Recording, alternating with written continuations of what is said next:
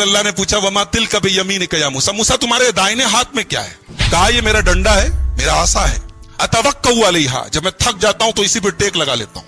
व अहुश्शु बिहा अला गनमी, और दरख्तों के पत्ते झाड़ता हूं अपनी बकरियों को खिलाने के लिए। वली फीहा मारिबु उखरा, और इस लकड़ी से मुझे बहुत फायदा है, बहुत सारे काम लेता हूं मैं। अच्छा एक बात बताओ, अल्लाह ने पूछा क्या है, मूसा अलैहिस्सलाम सिंपल जवाब दे देते लाठी है। ये मूसा अलैहिस्सलाम इतना डिटेल से क्यों बता रहे हैं कि मेरी लाठी है और मैं इससे ये करता हूं और ये करता हूं और ये करता हूं? क्यों? इसलिए कि बात किससे हो रही है? अल्लाह से बात हो रही है। और जाहिर सी बात है कि अल्लाह से बात करने में मूसा को लुत्फ आ रहा है, मूसा को अच्छा लग रहा है। तो मूसा अलैहिस्सलाम जो बात मुख्तसर भी हो सकती है उसको भी डिटेल से बता रहे हैं। कह रहे मेरी लाठी है, मैं टेक लगाता हूं, मैं दरख्तों के पत्ते झाड़ता हूं, ये करता हूं, वो करता हूं। अल्लाह ताला ने कहा मूसा इस लाठी को जरा जमीन पे डालो, तो जरा जमीन पे डालो अपनी लाठी को। मूसा अलैहिस्सलाम ने पूछा नहीं क्यों डालूं, अल्लाह ने कहा डाल दो, मूसा ने डाल दिया।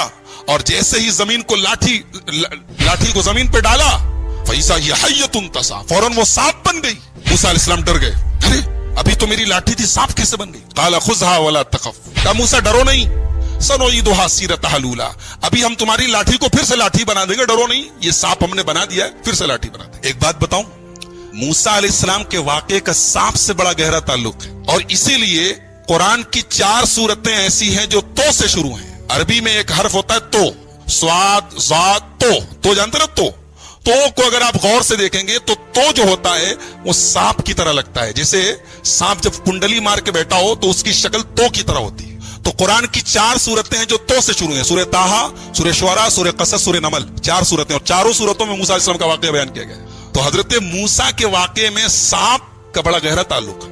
उन्होंने लाठी जमीन पर डाली, सांप बन गया, डर गए, क्या डरो नहीं, हम दोबारा लाठी बना देते हैं। उसके बाद का मूसा वज़्मुम यदक इला जनाहिक तखरुज बैदा मिन गैरि सूइन आयतन उखरा, का मूसा अपने हाथ को अपनी बगल में डाल के जरा बाहर निकालो, अपने हाथ को अपनी बगल में डाल के जरा बाहर निकालो। मूसा ने बाहर निकाला तो हाथ चमकने लगा, हाथ सफेद हो गया। कहा अरे ये सफेद कैसे हो गया?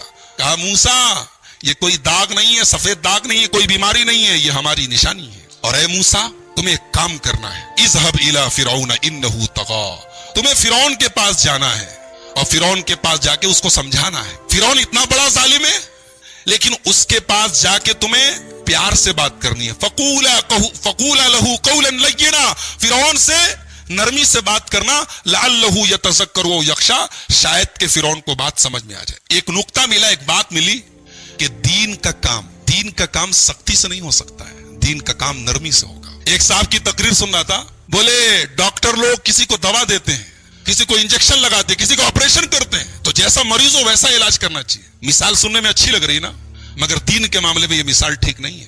दीन के मामले में एक दीन का जो डॉक्टर होता है उसको हमेशा ऑपरेशन से बचना चाहिए, वरना अगर ऑपरेशन जरूरी होता तो अल्लाह मूसा से कहता जाओ फिरौन का ऑपरेशन करो। फिरौन से बड़ा खतरनाक किस्म का मुजरिम कौन होगा जो अपने आप को रब कहता था, अपने आप को खुदा कहता था, मगर अल्लाह ने कहा जाओ फिरौन से नरमी से बात करो। पता ये चला कि दीन का काम करने वाले को जहां तक हो सके नरमी से काम करना चाहिए। बहुत ज्यादा सख्ती करना और बहुत ज्यादा फतवे लगाना और सीधे डायरेक्ट कुफ्र के और ईमान के फतवे लगाना, ये दाई की शान नहीं। कहा कि जाओ नरमी से बात करो। मूसा अलैहिस्सलाम बचपन में एक मर्तबा उन्होंने अंगारा मुंह में डाल लिया था, तो उनकी जुबान में लुकनत आ गई थी। जब बोलते थे तो आवाज साफ नहीं निकलती थी, जुबान साफ नहीं निकलती थी। तो मूसा अलैहिस्सलाम ने अल्लाह से दुआ की, रब्बि इश्रह ली सदरी वयस्सिर ली अमरी वहलुल उक़दतम मिन लिसानी यफ़क़हू क़ौली। ऐ अल्लाह मेरे सीने को खोल दे, ऐ अल्लाह मेरे काम को आसान कर दे और मेरी जुबान की लुकनत को दूर कर दे ताकि लोगों को मेरी बात समझ में आए। और ऐ अल्लाह मैं अकेले इतना बड़ा काम नहीं कर पाऊंगा। वजअल ली वज़ीरम मिन अहली हारून आखी उश्तुद बिही अज़री, ऐ अल्लाह मेरे बड़े भाई हारून को मेरा सपोर्टर बना दे। हारून बड़े थे, बात याद रखिए, हारून छोटे नहीं थे, हारून बड़े थे। बहुत सारे लोग उनको छोटा समझते हैं, बड़े हारून थे। कहा कि मेरे बड़े भैया हारून को मेरा सपोर्टर बना दे ताकि हम दोनों मिल के काम करें, मिल के तेरी तस्बीह करें। अल्लाह ने कहा ठीक है मूसा, हम तुम्हारी दुआ कबूल करते हैं। चुनांचे अल्लाह ताला ने हजरत हारून को भी अपना नबी बनाया और उनको मूसा अलैहिस्सलाम का सपोर्टर बनाया। अब हजरत मूसा और हजरत हारून दोनों पहुंचे फिरौन के दरबार में और फिरौन से कहा हजरत मूसा अलैहिस्सलाम ने कि मैं अल्लाह का रसूल हूं और मैं इसलिए आया हूं कि बनी इसराइल को यहां से मैं लेकर जाऊं और फलस्तीन लेके जाऊं जो उनके बाप दादा की सरजमीन है। तो फिरौन ने कहा अच्छा तुम रसूल हो, किसके रसूल हो? کہا کہ اللہ رب العالمین کے. کہا اچھا اللہ کے رسولو کوئی نشانی ہے تمہارے پاس؟ موسیٰ علیہ السلام نے اپنی لاٹھی کو زمین پہ ڈالا, لاٹھی سانپ بن گئی. پھر اپنا ہاتھ نکالا, ہاتھ سفید ہو گیا. کہا اچھا تو جادوگر ہو, ٹھیک ہے, تم اگر جادوگر ہو تو ہمارے پاس تم سے بڑے بڑے جادوگر ہیں. کہا کہ ٹھیک ہے, ہم دن طے کر لیتے ہیں, دن فکس کر لیتے ہیں اور تمام بڑے بڑے جادوگروں سے تمہارا مقابلہ کرواتے ہیں, اگر تم جیت گئے تو ہم مان لیں گے تم کو. چنانچہ دن طے ہو گیا اور پورے مصر سے بڑے بڑے جادوگروں کو بلایا گیا. جادوگر آئے موسیٰ کے دربار میں, معاف کیجئے فرعون کے دربار میں, اور فرعون سے کہا کہ ہمارا مقابلہ ہونے جا رہا, اتنا بڑا مقابلہ ساری عوام دیکھے گی, اگر ہم جیت گئے تو ملے گا کیا؟ پہلے اس پر نظر ہے, ملے گا کیا, انعام کیا ملے گا؟ فرعون نے کہا ارے تم انعام کی بات کرتے ہو, ہم تمہیں انعام تو دیں گے ہی, اپنا مقرب بنا لیں گے, اپنے خاص لوگوں میں شامل, اس سے بڑا انعام کیا چاہیے؟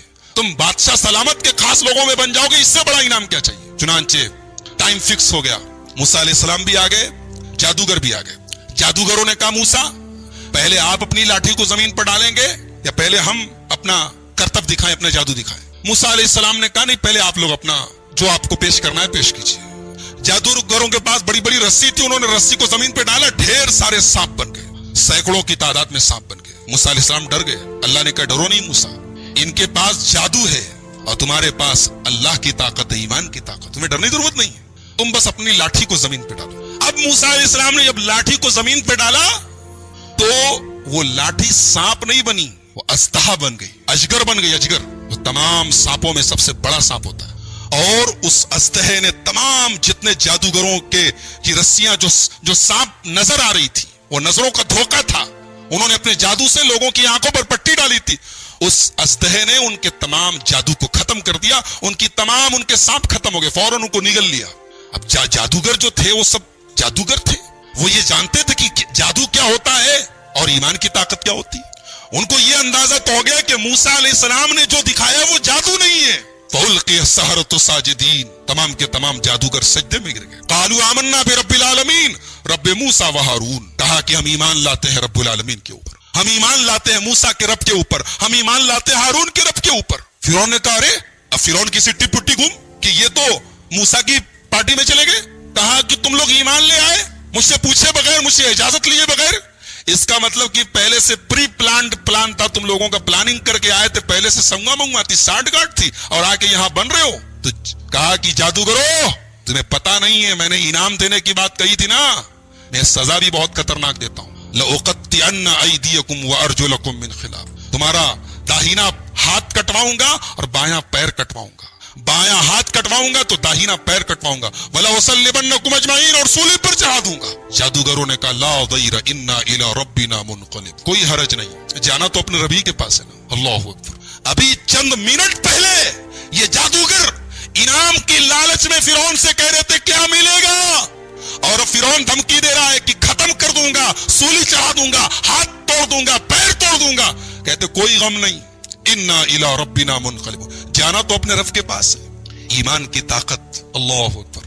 ایمان جب دل میں آ جائے میرے بھائیوں, دنیا کی ہر تکلیف آسان ہو جاتی ہے. جادوگروں نے بتا دیا کہ ایمان سے بڑی دنیا کی کوئی طاقت نہیں. کہا فرعون فَاقْضِ مَا أَنْتَ قَاضٍ إِنَّمَا تَقْضِي هَٰذِهِ الْحَيَاةَ الدُّنْيَا, اے فرعون تجھے جو کرنا ہے کر لے, تو جو فیصلہ کرے گا دنیا میں کرے گا, لیکن میرے رب کے پاس, ہمارے رب کے پاس جنت تیار ہے, ہم جنت کو اپنی آنکھوں سے دیکھ رہے, تو جو سزا دینا چاہے دے دے.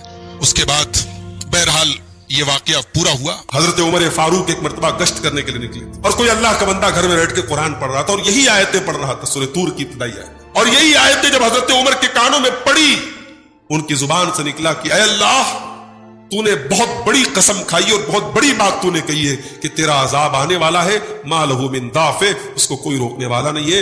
اتنا سن کر کے حضرت عمر وہیں سے ریٹرن گھر چلے گئے اور بیمار پڑ گئے, 1 مہینے تک بیمار. یہ آیت نے ان کے دل کو ایسا اپیل کیا, 1 مہینے تک وہ بیمار پڑے رہے. ان عذاب ربک لواقع, بے شک تیرے رب کا عذاب آنے والا ہے, ما لہ من دافع, اس کو کوئی روکنے والا نہیں. اور کیجئے, موبائل ہے, بڑی آسان سی سمپل سی مثال دے رہا ہوں. موبائل پر آپ ویڈیو بھی دیکھتے ہیں, کیمرہ بھی ہے, کیلکولیٹر بھی ہے, الا بلا بہت کچھ ہے, مگر کبھی غور کیجئے گا, آپ نے جتنے بھی ایپلیکیشنز کھول رکھے ہیں موبائل پہ, اگر کسی کا کال آ گیا تو موبائل اس سارے ایپلیکیشن پیچھے کر دے گا, کال اوپر آ جائے گی کہ بھائی صاحب آپ کو کال آ رہا ہے, کیونکہ یہ مین کام ہے موبائل کا. موبائل ہم سے زیادہ ہوشیار ہے. موبائل کو پتا ہے کہ میری اصل ڈیوٹی کیا ہے. مجھے بنایا گیا ہے کمیونیکیشن کے لیے، رابطے کے لیے، بات کرنے کے لیے. کیلکولیٹر، کیمرا، گیلری، فیس بک، گیم، الا بلا، یہ سب سیکنڈری چیزیں. پرائمری مقصد میرا کیا ہے؟ کمیونیکیشن. کال آئی تو کال سب سے اوپر آ گئی. ہماری زندگی میں میرے بھائیوں دنیا اوپر آ جاتی ہے، ہمارا کاروبار پرائمری ہو جاتا ہے، ہمارے بچے پرائمری ہو جاتے ہیں، ہماری بیوی پرائمری ہو جاتی ہے. نہیں میرے بھائی، ایک مومن کی زندگی کا پرائمری مقصد کیا ہے؟ وَمَا خَلَقْتُ الْجِنَّ وَالْإِنسَ إِلَّا لِيَعْبُدُونَ.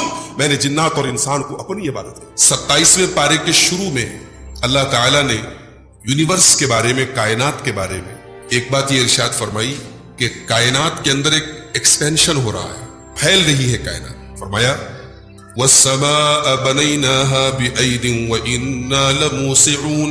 ہم نے آسمان کو اپنی طاقت سے بنایا اور ہم اسے پھیلا رہے ہیں، اس کا ایکسپینشن کر رہے ہیں. وَالْأَرْضَ فَرَشْنَاهَا فَنِعْمَ الْمَاهِدُونَ. اور زمین کو ہم نے بچھایا، اور کتنے بہترین ہم بچھانے والے ہیں. وَمِن كُلِّ شَيْءٍ خَلَقْنَا زَوْجَيْنِ لَعَلَّكُمْ تَذَكَّرُونَ. اور ہر چیز کا ہم نے جوڑا بنایا. کائنات میں ہر چیز کا ایک جوڑا ہے. چیز کہا اللہ نے، صرف جاندار نہیں کہا. ہر چیز کا ایک پیئر ہے. جیسے زمین ہے، اس کا پیئر آسمان ہے. وَمِن كُلِّ شَيْءٍ خَلَقْنَا زَوْجَيْنِ. ہر چیز کا ہم نے ایک پیئر بنایا. لَعَلَّكُمْ تَذَكَّرُونَ، تاکہ تم نصیحت حاصل کرو. تو ہر چیز کا ہم نے ایک پیئر بنایا، یہ کہہ کر کے اللہ تعالیٰ نے اپنی توحید کو بھی ثابت کیا کہ مخلوق کا پیئر ہو سکتا ہے، اللہ کا کوئی پیئر نہیں. اللہ اکیلا ہے، سنگل. اللہ کا کوئی جوڑا نہیں.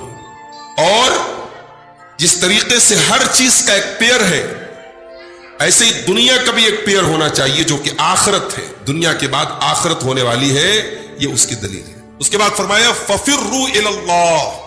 اللہ کی طرف دوڑو، اللہ کی طرف بھاگو. انی لکم منہ نذیر مبین. میں تمہیں اسی اللہ سے ڈرانے والا ہوں. نبی کی زبان سے کہلوایا جا رہا ہے کہ میں تمہیں اسی اللہ سے ڈرانے والا ہوں. تو اللہ کی طرف بھاگو کیوں کہا گیا؟ دنیا میں کیا ہوتا ہے کہ ہم جس چیز سے ڈرتے ہیں اس سے بھاگتے ہیں. اللہ کا معاملہ الٹا ہے. اللہ سے جو جتنا ڈرے گا اتنا اللہ کی طرف بھاگے گا.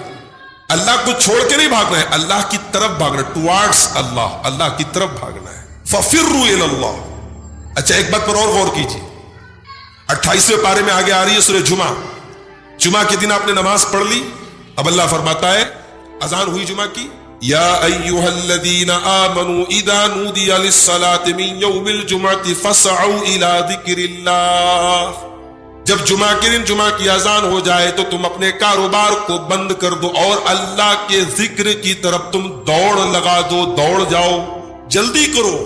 اس کا مطلب یہ ہوا جو چیز جتنی امپورٹنٹ ہوگی اتنی تیز انسان اس کی طرف بھاگے گا. تو اگر اللہ کے ذکر کی طرف بھاگنا ہے تو اللہ نے کہا دوڑو، اور اللہ کی طرف بھاگنا ہے تو اللہ نے کہا کہ بھاگو. ففروا، بھاگو. اس کا مطلب یہ ہوا کہ کائنات کے تمام راستوں میں اسپیڈ لمٹ ہے. یہ اکلوتا راستہ ہے جس پر لمٹ نہیں ہے. اس پر آپ جتنی اسپیڈ سے اللہ کے دین پر بھاگ سکتے ہیں. اللہ نے آپ کو آزادی دی ہے، اللہ کے دین کے لیے جتنی محنت کر سکتے ہیں. یہاں سلو نہیں ہونا ہے، یہاں آپ کی اسپیڈ سلو نہیں ہونا ہے. فَفِرُّوا إِلَى اللَّهِ، اللہ کی طرف بھاگ جاؤ، دوڑ لگاؤ. اس کے بعد اللہ نے جنات اور انسان کی پیدائش کا مقصد بتایا. کیوں پیدا کیا میں نے جنات اور انسان؟ فرمایا وَمَا خَلَقْتُ الْجِنَّ وَالْإِنسَ إِلَّا لِيَعْبُدُونَ. میں نے جنات کو اور انسانوں کو اپنی عبادت کے لیے پیدا کیا ہے. وَمَا أُرِيدُ مِنْهُمْ مِنْ رِزْقٍ وَمَا أُرِيدُ أَن يُطْعِمُونَ. میں اپنے بندوں سے کوئی روزی نہیں چاہتا ہوں. میں یہ نہیں چاہتا ہوں میرے بندے مجھ کو کھلائیں. میں اپنے بندوں سے کوئی روزی نہیں مانگتا ہوں، نہ یہ میں مانگتا ہوں کہ میرے بندے مجھ کو کھلائیں. ان اللہ هو الرزاق ذو القوة المتین. اللہ تو خود رزاق ہے، خود سب کو روزی دینے والا ہے. اس کو تمہاری روزی سے کوئی مطلب نہیں ہے، وہ تمہارے کھانے کا محتاج نہیں ہے. بھئی اللہ نے ہم کو پیدا کیا. دنیا میں کیا ہوتا ہے، ایک نوکر ہے وہ اپنے مالک کی سروس دیتا ہے، اس کو اپنے مالک کا کام کرتا ہے، اپنے مالک کا کام آسان کرتا ہے. اللہ کہہ رہا ہے ایسا معاملہ میرے ساتھ نہیں ہے، تم میرے لیے کچھ نہیں کر سکتے ہو. میں نے تم کو اپنی عبادت کے لیے پیدا کیا، وہ عبادت بھی تم اپنے لیے کرو گے. تمہاری عبادت سے میرا مقام بڑا نہیں ہو جائے گا. حدیث قدسی میں آتا ہے، اللہ کے نبی فرماتے ہیں کہ اللہ تعالیٰ کہتا ہے اگر آدم کے سارے بیٹے सबसे मुत्तकी और परहेजगार बन जाएं, सब नेक बन जाएं, तो अल्लाह की मिल्कियत में और अल्लाह की हुकूमत में कोई बढ़ोतरी होने वाली नहीं। और सब मिलकर के अल्लाह के नाफरमान हो जाएं तो अल्लाह की हुकूमत में कोई कमी आने वाली नहीं। तो हमारी जिंदगी का मकसद इबादत है, और ये इबादत हम अपने लिए करते हैं, अल्लाह को हम कोई फायदा नहीं पहुंचा सकते। इंसान सब याद किए हुए अपनी जिंदगी का मकसद याद नहीं है उसको। माइक में लगा के बैठा हूं, माइक का मकसद है मेरी आवाज आप तक पहुंचाना। ये माइक अपना मकसद पूरा ना करे, क्यों लगाऊंगा भाई? अच्छा, एक आप कभी गौर कीजिए, मोबाइल है, बड़ी आसान सी सिंपल सी मिसाल दे रहा हूं। मोबाइल पर आप वीडियो भी देखते हैं, कैमरा भी है, कैलकुलेटर भी है, अला बला बहुत कुछ है, मगर कभी गौर कीजिएगा, आपने जितने भी एप्लीकेशंस खोल रखे हैं मोबाइल पे, अगर किसी का कॉल आ गया तो मोबाइल उस सारे एप्लीकेशन पीछे कर देगा, कॉल ऊपर आ जाएगी कि भाई साहब आपको कॉल आ रहा है, क्योंकि ये मेन काम है मोबाइल का। मोबाइल हमसे ज्यादा होशियार है। मोबाइल को पता है कि मेरी असल ड्यूटी क्या है, मुझे बनाया गया है कम्युनिकेशन के लिए, राब्ते के लिए, बात करने के लिए। Calculator, camera, gallery, Facebook, game, अला बला, ये सब सेकेंडरी चीजें। प्राइमरी मकसद मेरा क्या है? कम्युनिकेशन। कॉल आई तो कॉल सबसे ऊपर आ गई। हमारी जिंदगी में मेरे भाइयों दुनिया ऊपर आ जाती है, हमारा कारोबार प्राइमरी हो जाता है, हमारे बच्चे प्राइमरी हो जाते हैं, हमारी बीवी प्राइमरी हो जाती है। नहीं मेरे भाई, एक मोमिन की जिंदगी का प्राइमरी मकसद क्या है? वमा खलक़तुल जिन्न वल इंसा इल्ला लियअबुदून, मैंने जिन्नात और इंसान को अपनी इबादत की। अच्छा, एक बात पर और गौर कीजिए, पहले जिन क्यों कहा गया? वमा खलक़तुल जिन्ना वल इंसा, मैंने जिन्नों को पैदा किया, और पहले जिन क्यों कहा गया? मक्का वाले जिन्नात की भी इबादत करते थे, जिन्नात से डरते थे, ये अकीदा रखते थे कि जिन्नात भी हमारी मुश्किलों को दूर करता है। अल्लाह ने कहा जिस जिन्नात को तुम अपना माबूद मानते हो वो हमारी मखलूक, हमने पैदा किया। वमा खलक़तुल जिन्ना, जिन्नात को हमने पैदा किया। क्यों पैदा किया? अपनी इबादत के लिए। इसका मतलब कि जिन्नात में भी अच्छे बुरे सब होते हैं, मोमिन और काफिर सब होते हैं जिन्नात में भी अच्छे बुरे सब होते हैं। उसके बाद सूरह तूर शुरू होती है। सूरह तूर में अल्लाह ताला ने बड़ी अजीब चीजों की कसमें खाई। वत्तूर व किताबिन मस्तूर फी रक़्क़िन मंशूर वल बैतिल मामूर वस्सक़्फ़िल मरफ़ू वल बहरिल मस्जूर। कसम है तूर की। तूर एक पहाड़ है जो वादी सैना में था, जिस पहाड़ के ऊपर अल्लाह ताला ने हजरत मूसा अलैहिस्सलाम से कलाम किया, जिस पहाड़ के ऊपर अल्लाह ने अपने एक पैगंबर को नबूवत दी, उस पहाड़ की अजमत अल्लाह बयान। वह तूर, कसम है तूर सैना की। फिर फरमाया वह किताब मस्तूर, और कसम है किताब की जो लिखी गई है, फी रक़्क़िन मंशूर, फैले हुए वर्कों में, फैले हुए पेपर्स में, उसके पेपर्स फैले हुए हैं, वो लंबे लंबे पेपर्स पर लिखी गई किताब है। इससे मुराद कौन सी किताब है? बाज़ उलमा कहते हैं कुरान है, बाज़ कहते हैं लौहे महफूज है, दोनों मुराद हो सकता है। फिर फरमाया वल बैतिल मामूर, और कसम है बैत मामूर की। ये बैत मामूर क्या है? ये बैत मामूर सातों आसमान के ऊपर एक अल्लाह का घर है, खाने काबा के ठीक अपोजिट में, ठीक उसके ऊपर आसमानी दुनिया में, आसमान पे एक घर है अल्लाह का, उसका नाम है अल बैतुल मामूर। उसको अल बैतुल मामूर क्यों कहा जाता है? मामूर का मतलब कि वो आबाद है। आबाद है वो। कौन आबाद कर रहा है? जैसे दुनिया के खाने काबा को इंसान तवाफ करते हैं, उस अल्लाह के घर को फरिश्ते तवाफ करते हैं, और डेली उस बैतुल मामूर में 70,000 फरिश्ते दाखिल होते हैं उसका तवाफ करने के लिए, फिर दोबारा कभी उनकी बारी नहीं आती। इसका मतलब फरिश्ते भी अनलिमिटेड है, उनकी गिनती हम सोच नहीं सकते कितने फरिश्ते। तो उस घर की अल्लाह कसम खा। फिर फरमाया वस्सक़्फ़िल मरफ़ू, और कसम है उस छत की जो बहुत बुलंद है, यानी आसमान मुराद है। वल बहरिल मस्जूर, और कसम है उन दरियाओं की जिनको कयामत के दिन खौला दिया जाएगा।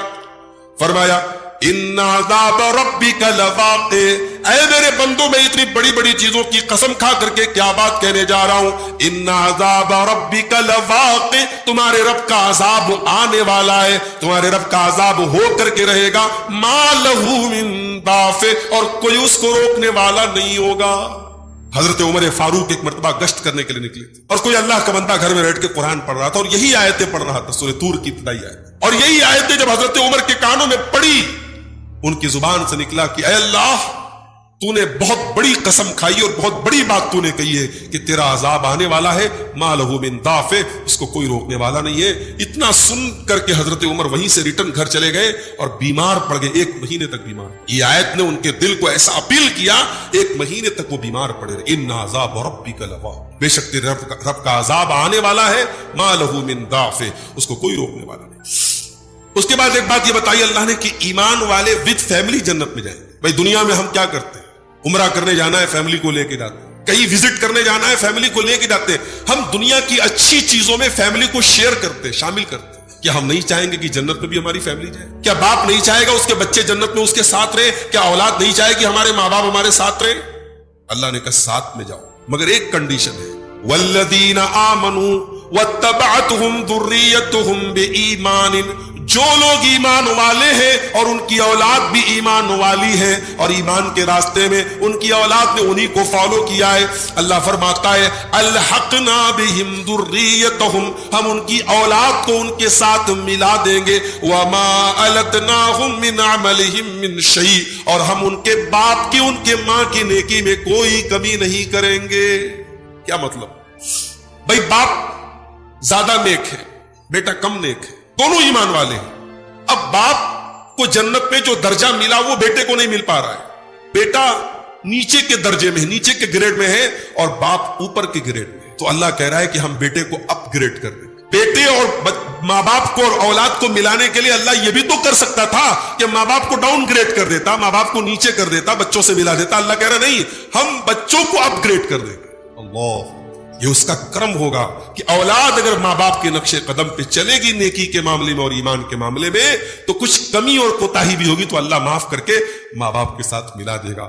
اللہ ہم سب کو اپنے ماں باپ کے ساتھ جنت میں داخل کر دے. وما التناہم من عملہم من شیء, اللہ کہہ رہا ہے کہ ہم ان کے عمل میں کوئی کمی نہیں کریں. اس کے بعد جنت کا ذکر کیا گیا. جنتی جنت میں جائیں گے تو آپس میں بات کریں گے. کیا بولیں گے؟ وَأَقْبَلَ بَعْضُهُمْ عَلَى بَعْضٍ يَتَسَاءَلُونَ, جنتی آپس میں ایک دوسرے سے سوال کریں گے. قَالُوا إِنَّا كُنَّا قَبْلُ فِي أَهْلِنَا مُشْفِقِينَ, کہیں گے ہم دنیا میں ڈرے رہتے تھے, سہمے رہتے تھے اللہ کے عذاب سے. فَمَنَّ اللَّهُ عَلَيْنَا وَوَقَانَا عَذَابَ السَّمُومِ, اللہ نے آج ہم پر بہت بڑا احسان کیا اور جہنم کی گرم ہواؤں سے اور جہنم کی آگ سے ہم کو بچا لیا. إِنَّا كُنَّا مِن قَبْلُ نَدْعُوهُ, ہم تو دنیا میں بھی اللہ ہی کو پکارا کرتے تھے. ایک مرتبہ حضرت عائشہ چاشت کی نماز پڑھ, ہمارے نوجوانوں نے پوچھا تھا ایک مرتبہ کہ اشراق کی نماز کے بارے میں بتائیے. اشراق کی نماز اور چاشت کی نماز اور اوابین کی نماز سب سیم ایک نماز ہے. 2 رکعت بھی پڑھ سکتے ہیں, 4 رکعت بھی پڑھ سکتے ہیں. سورج کے نکلنے کے 20 منٹ کے بعد تقریباً اپروکسیمیٹ اس کا ٹائم شروع ہوتا ہے اور زوال کے ٹائم تک اس کا ٹائم رہتا ہے. اس کا بیسٹ ٹائم یا تو آپ سورج کے نکلنے کے 20 منٹ بعد پڑھیے, وہ بیسٹ ٹائم ہے. اور وہ اگر آپ فجر کے بعد اپنی جگہ بیٹھے رہیں اور اللہ کا ذکر کرتے رہے, دعائیں کرتے رہے. بھئی کتنا ٹائم ہوتا ہے؟ مان لو ہمارے ہاں فجر کی جماعت جو ہو رہی ہے 5:30 پر ہو رہی ہے اور سورج مان لو نکل رہا ہے 5:45 بجے, آدھا گھنٹے کی بات ہے. آپ آدھا گھنٹہ 40 منٹ بیٹھے رہو مصلی پر, اپنی جگہ بیٹھے رہو اور اللہ کا ذکر کرتے, قرآن پڑھتے رہو. اس کے بعد سورج نکل گیا, 20 منٹ کے بعد چاشت کا ٹائم شروع ہو. اب کھڑے ہو کے آپ نے 2 رکعت 4 رکعت نماز پڑھی. اس کا بینیفٹ کیا ہوگا؟ بینیفٹ یہ ہوگا کہ ایک تو آپ کے بدن کے ہر جوڑ کی طرف سے صدقہ ہو جائے, بدن کے اندر جتنے جوڑ ہیں سب کی طرف سے صدقہ ہو گیا. دوسرا بینیفٹ یہ ہوگا کہ پورے ایک حج اور ایک عمرے کا ثواب ملے. اور تیسرا بینیفٹ یہ ہے کہ اگر آپ صبح سے لے کے شام تک اللہ کی عبادت کرتے رہے, اس میں جتنا ثواب ملے گا اس سے زیادہ یہ 2 رکعت یا 4 رکعت نماز کرنا. اس کو چاشت بھی کہا جاتا ہے, اس کو اشراق بھی کہا جاتا ہے, اس کو اوابین بھی کہا جاتا ہے. یہ تینوں نماز سے ہے. حضرت عائشہ چاشت کی نماز پڑھی اور یہی قرآن کی سورہ طور کی آیت پڑھی. جنتی جب جنت میں جائیں گے کہیں گے فَمَنَّ اللَّهُ عَلَيْنَا وَوَقَانَا عَذَابَ السَّمُومِ, اللہ نے ہم پر بہت بڑا احسان کیا, ہم کو سموم سے بچا لیا, ہم کو جہنم کی آگ سے بچا لیا. حضرت عائشہ اسی آیت کو بار بار ریپیٹ کر رہی تھی. ان کے بھانجے حضرت عروہ اپنی خالہ سے ملنے کے لیے آتے ہیں, دیکھا خالہ نماز پڑھ رہی ہیں, واپس چلے گئے, سودا سلف لینے چلے گئے, اپنے کام سے چلے گئے. اور بہت دیر کے بعد اور کافی ٹائم کے بعد جب وہ دوبارہ آتے ہیں فرماتے میری خالہ جان مصلی پر کھڑی ہو کر کے یہی آیتیں پھر بھی دوہرا رہی تھی, اسی کیفیت میں اسی حالت میں روئی چلی جا رہی تھی, آنکھوں سے آنسو بہتے چلے جا رہے تھے اور یہ پڑھتی چلی جا رہی تھی فَمَنَّ اللَّهُ عَلَيْنَا وَوَقَانَا عَذَابَ السَّمُومِ, اللہ نے ہم پر بہت بڑا احسان کیا, ہم کو جہنم سے بچا لیا.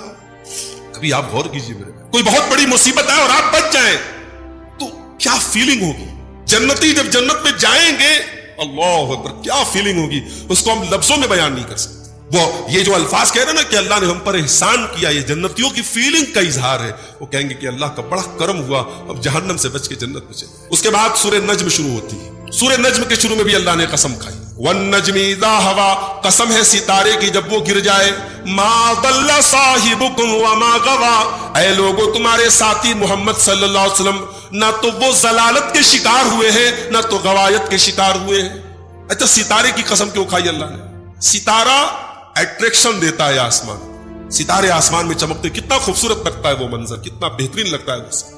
اللہ فرما رہا ہے او لوگو جس طریقے سے ہم نے ستاروں کو آسمان کے لیے اٹریکشن بنایا، ڈیکوریشن بنایا، ہم نے اپنے نبیوں کو بھی اس کائنات کے لیے ایک اٹریکشن بنایا ہے. میرے نبیوں کو ہم نے اپنے نبیوں کو دنیا میں ہدایت دے کر کے بھیجا ہے، اور آخری نبی جناب محمد رسول اللہ صلی اللہ علیہ وسلم بھی ایک چمکتے ہوئے ستارے بن کر کے تمہارے پاس آئے ہیں. اور کان کھول کر کے سن لو، ما ضل صاحبکم وما غوا، نہ تو ان کے علم کے اندر کوئی گڑبڑی ہے نہ تو ان کے عمل کے اندر کوئی گڑبڑی ہے. وہ ہدایت پر بھی ہے اور وہ رشد پر بھی ہے، ان کا علم بھی صحیح، ان کا عمل بھی صحیح. اس کے بعد فرمایا وما ينطق عن الهوى، میرا نبی اپنی خواہش نفس سے کچھ نہیں بولتا، اپنی اچھا سے، اپنے اپنے من کی خواہش سے کچھ نہیں بولتا، اپنی ڈیزائر سے کچھ نہیں بولتا. ان هو الا وحی یوحى، وہ تو وہی بولتے ہیں جو اللہ کی طرف سے ان کو بولنے کا آرڈر دیا جاتا ہے. نبی اپنی مرضی سے کچھ نہیں بولتا، نبی کا ہر لفظ معصوم ہے.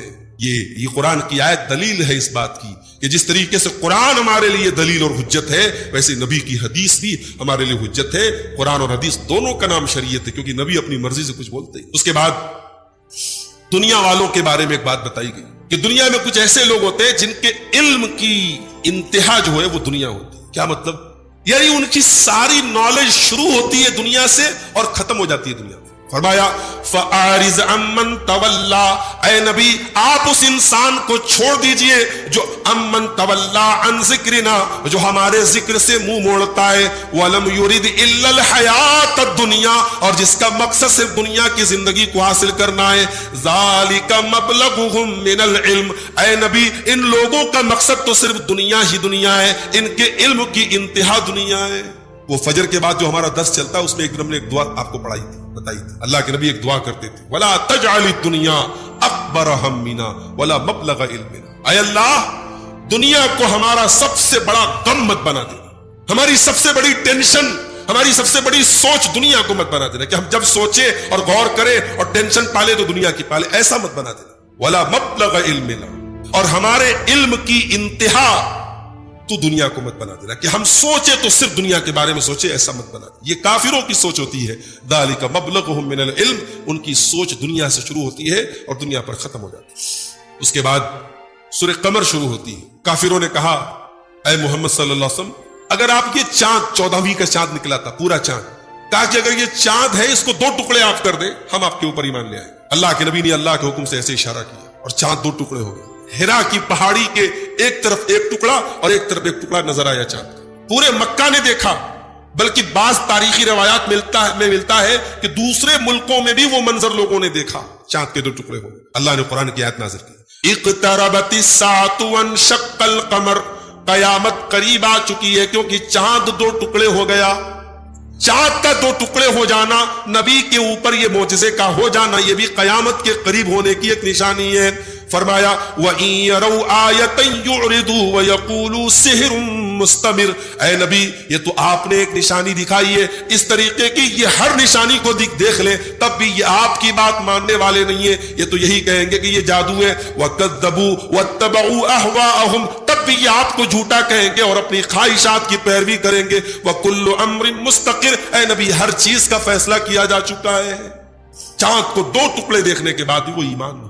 ایک شاعر نے کہا ہے ستاروں سے یہ چاند کہتا ہے ہر دم، تمہیں کیا بتاؤں وہ ٹکڑوں کا عالم، اشارے میں آقا کہ اتنا مزہ تھا کہ پھر ٹوٹ جانے کو دل چاہتا ہے. چاند کی خوش نصیبی تھی، نبی نے اشارہ کیا اور چاند 2 ٹکڑے. اس کے بعد قرآن کے بارے میں بات اللہ نے فرمائی، وَلَقَدْ يَسَّرْنَا الْقُرْآنَ لِلذِّكْرِ فَهَلْ مِن مُدَّكِرٍ، ہم نے قرآن کو آسان بنایا ہے یاد کرنے کے لیے، میمورائز کرنے کے لیے. قرآن کو ہم نے آسان بنایا ہے نصیحت حاصل کرنے کے لیے، سیکھنے کے لیے. وَلَقَدْ يَسَّرْنَا الْقُرْآنَ لِلذِّكْرِ، ہم نے قرآن کو آسان بنایا ہے سمجھنے کے لیے. فَهَلْ مِن مُدَّكِرٍ، تو کیا ہے کوئی قرآن سے نصیحت حاصل کرنے والا؟ اگر قرآن سمجھنے کی آپ کوشش نہیں کرتے تو دوش قرآن کا نہیں، قرآن تو آسان ہے. ابھی پاکستان کا ایک بچہ ابو بکر نام ہے اس کا، محمد ابو بکر، ایران کے اندر بہت بڑا مقابلہ ہوا قرآن کریم کو پڑھنے کا، حسن قرات کا مقابلہ ہوا، اور پورے دنیا کے بچوں میں اس جو ہے مشکل سے میرے خیال سے 8 سال کا بچہ ہوگا، اس نے وہ پہلا پرائز اس نے پایا. ایران جیسے ملک میں جو ہے شیعوں کی وہاں میجورٹی ہے، اور شیعوں کے انڈر میں ہی پورا پروگرام ہوا تھا، لیکن وہاں اس بچے کا نام ابو بکر تھا.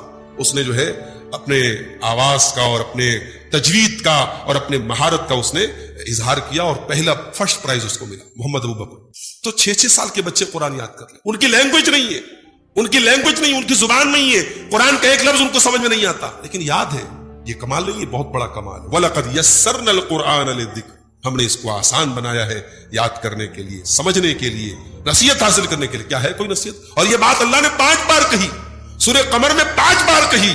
آج لوگ کہتے صاحب نہیں قرآن مت پڑھو، دنیا کی ساری کتابیں پڑھو، قرآن مت پڑھو. قرآن پڑھنا آپ کے بس کی بات نہیں. قرآن سے امت کو دور رکھا گیا، اور میرا رب قرآن میں کہہ رہا ہے قرآن کیوں نہیں پڑھتے؟ قرآن پڑھو، قرآن آسان ہے نصیحت حاصل کرو. اس کے بعد سورہ رحمان شروع ہوتی. سورہ رحمان کے شروع میں اللہ نے فرمایا الرحمن علم القرآن خلق الانسان علمہ البیان. رحمان نے قرآن سکھایا. الرحمن علم القرآن خلق الانسان، رحمان نے قرآن سکھایا اور انسان کو پیدا کیا. انسان کو پیدا کرنے کا ذکر بعد میں ہے اور قرآن سکھانے کا ذکر پہلے ہے. یعنی انسان کی پیدائش اتنا بڑا احسان نہیں ہے جتنا بڑا احسان اللہ نے قرآن کو اتارا ہے، کہ اس کا اتنا بڑا احسان. اس کے بعد فرمایا علمہ البیان، ہم نے انسان کو بولنا سکھایا ہے. ارے بولتا تو کتا بھی ہے، بولتی تو بلی بھی ہے، بولتے تو جانور بھی ہے، کیا فرق ہے؟ انسان کے جیسا کہاں کوئی بولتا ہے؟ انسان بول کر کے اپنے درد کا اظہار کرتا ہے، اپنی خوشی کا اظہار کرتا ہے. اس کے پاس اللہ تعالیٰ نے ایکسپریشن کا ٹیلنٹ دیا ہے، اپنی بات کو کہنے کا ہنر دیا ہے. علمہ البیان، بیان کی صلاحیت دی. یہ کسی اور جانور کو، کسی اور حیوان کو اللہ نے یہ سلیقہ اور یہ ٹیلنٹ نہیں دیا ہے. وہ جو ایک کہاوت ہے نا، نیکی کر دریا میں ڈال، اس کا مطلب یہی ہے نیکی کرو بھول جاؤ، نیکی کر کے اللہ کے پاس اس کا ریوارڈ حاصل کرو. لیکن آج کل کا دور الٹا ہو گیا ہے. آج کل نیکی کر کے پہلے فیس بک پہ ڈالا جاتا ہے، نیکی کر کے پہلے اسٹیٹس لگایا جاتا ہے، نیکی کر کے پہلے اخبار میں چھپوایا جاتا ہے. تو آج کا دور بدل گیا. آج کا دور کیا ہو گیا؟ نیکی کر اسٹیٹس پہ ڈال، نیکی کر فیس بک پہ ڈال، نیکی کر واٹس ایپ پہ ڈال، نیکی کر انسٹاگرام پہ ڈال، نیکی کر خود پرچار کر. یہ دور وہ ہو گیا ہے. تو وہ اصول آج بھی یاد رکھیں، نیکی کر دریا میں ڈال، نیکی کر کے اللہ سے اس کے ریوارڈ کی تمنا اور آرزو. قطوفہا دانیہ، اور جنت میں جس میوے کو، جس پھل کو وہ کھانا چاہے گا، وہ پھل جھک کر کے اس کے پاس آ جائے گا. دنیا میں ہمیں پھل چاہیے تو ہمیں خریدنا پڑتا ہے، یا اگر ہمارے پاس کوئی باغیچہ ہے تو ہمیں توڑنا پڑتا ہے. جنت میں توڑنا نہیں ہے، جنت میں تو بس خواہش کرنا ہے، ہمیں بس وش کرنا ہے، ہمیں آرزو کرنا ہے کہ ہمیں یہ مل جائے اور سامنے آ جائے. پھل جھک جائیں گے، قطوفہا دانیہ، جنت کے پھل جھک جائیں گے اس کے. ایک بات بتانا آپ کو ضروری سمجھتا ہوں کہ کل پرسوں جو ہے 28ویں پارے کی تفسیر کے دوران ایک مسئلہ آیا تھا، زہار کا مسئلہ.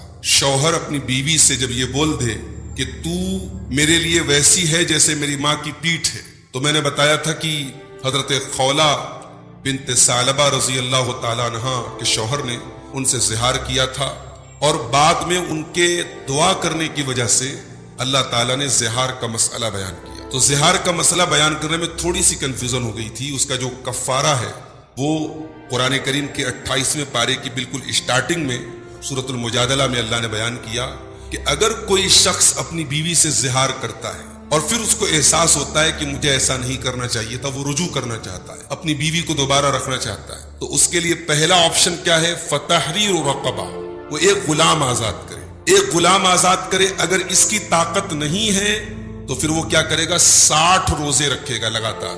اور اس کی بھی اگر طاقت نہیں ہے تو 60 مسکینوں کو کھانا کھلائے. یہ 3 آپشن ہے جو اللہ تعالیٰ نے وہاں بیان کیا ہے.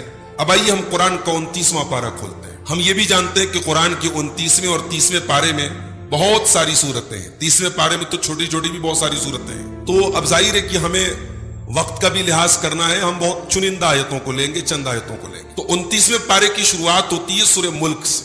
سورہ ملک کے شروع میں اللہ تعالیٰ نے موت اور زندگی کو کیوں بنایا، اللہ نے زندگی کا سسٹم کیوں بنایا، اللہ نے کیوں مرنے اور انسان کو اللہ نے پیدا کیوں کیا، اور پھر انسان کی موت کا نظام کیوں بنایا، اللہ نے اس کی حکمت بیان فرمایا۔ تبارک الذی بیدہ الملک وہو علی کل شیء قدیر، بڑی برکت والی ہے وہ ذات جس کے ہاتھ میں ساری کائنات کی بادشاہت ہے اور جو ہر شے پر قادر ہے۔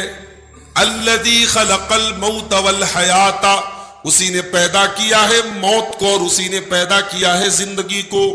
دیکھیے موت بھی اللہ کی ایک مخلوق ہے۔ ہم لوگ کیا سمجھتے ہیں کہ موت از نتھنگ، موت کوئی چیز نہیں ہے۔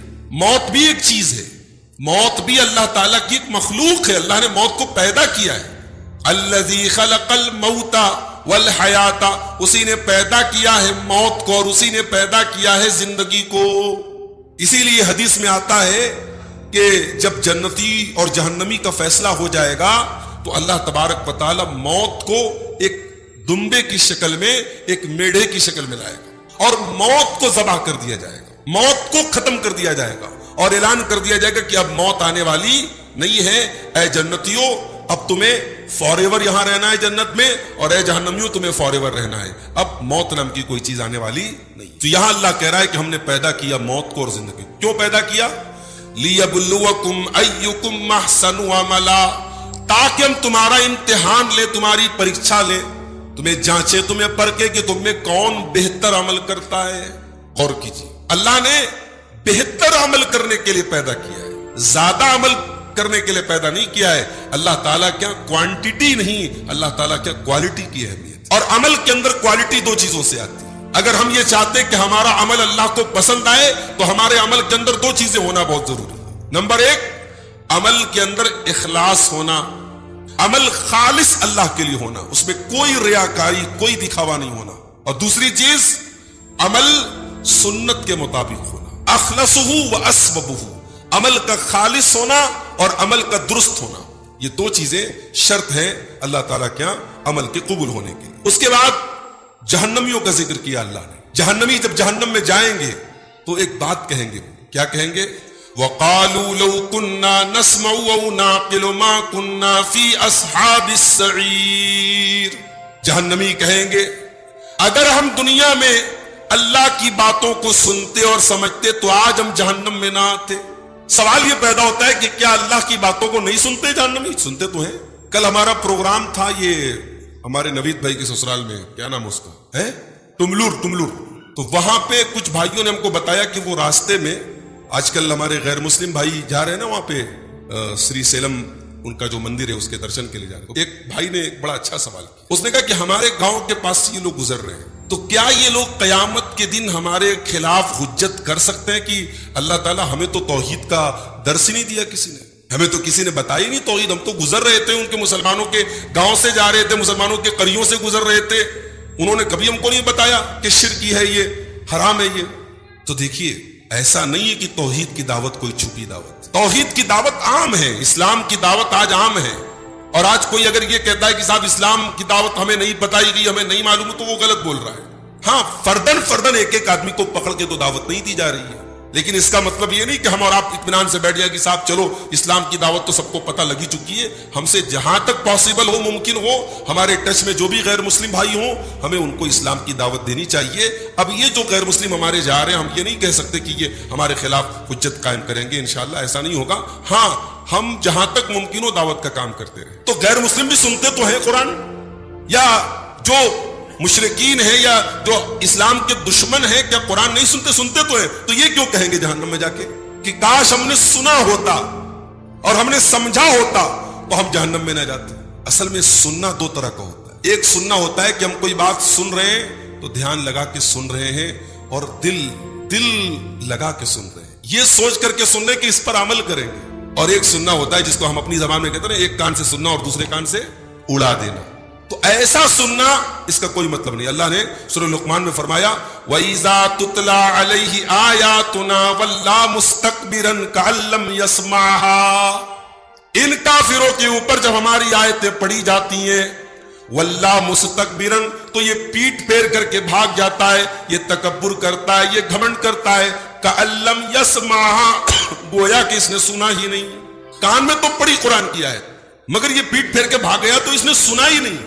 تو ایسا سننا کوئی کام نہیں دے گا، اور جہنمی جہنم میں جا کے کہے گا کہ اے کاش ہم نے سنا ہوتا اور سمجھا ہوتا تو آج ہمارا یہ انجام نہ ہوتا. اس کے بعد اللہ فرماتا ہے فاعترفوا بذنبہم، جہنمی اپنے گناہوں کا اقرار کریں گے، فسوقا لاصحاب السعیر، جہنمیوں کے لیے بربادی ہے. اعتراف کریں گے، اپنے گناہوں کو ایکسپٹ کریں گے، لیکن جہنم میں جا کر کے ایکسپٹ کریں گے. اس کا مطلب کہ اگر دنیا میں انسان اپنے گناہوں کا اقرار کر لے تو اللہ تعالیٰ کیا معافی ہے، وہاں جا کے آپ ایکسپٹ کرتے رہیں، اقرار کرتے رہیں، اپنے جرم کو مانتے رہیں. وہاں ماننے سے کوئی مطلب نہیں، دنیا میں انسان جب مان لے اور توبہ کر لے تو یہ اس کے کام آئے گا. اس کے بعد اللہ نے زمین کی ایک حکمت بتائی کہ ہم نے زمین کو کیوں بنایا. فرمایا هو الذی جعل لکم الارض ذلولا، اسی نے زمین کو تمہارے لیے نرم بنایا، چلنے کے قابل بنایا. اللہ چاہتا تو زمین کے اندر گریویٹی نہ ہوتی، زمین پہ ہم چل نہ پاتے. اگر زمین کے اندر گریویٹی نہ ہوتی ہمیں ایک ایک قدم، آپ دیکھ لیجئے کسی کو اللہ نہ کرے کوئی ایک نس کی پرابلم ہو جاتی ہے تو اس کو ایک قدم چلنا مشکل ہو جاتا ہے. اللہ نے زمین کو اس قابل بنایا کہ ہم چلیں اور ہمیں اس قابل بنایا کہ ہم زمین پہ چلیں. یہ اللہ کا کتنا بڑا کرم ہے. وَالَّذِي جَعَلَ لَكُمُ الْأَرْضَ ذَلُولًا، اسی نے زمین کو تمہارے لیے چلنے کے قابل بنایا. فَامْشُوا فِي مَنَاكِبِهَا، تو تم زمین کے کونے کونے میں چلا کرو. فَامْشُوا فِي مَنَاكِبِهَا وَكُلُوا مِن رِزْقِهِ، اور اللہ کے دیے ہوئے رزق کو کھایا کرو.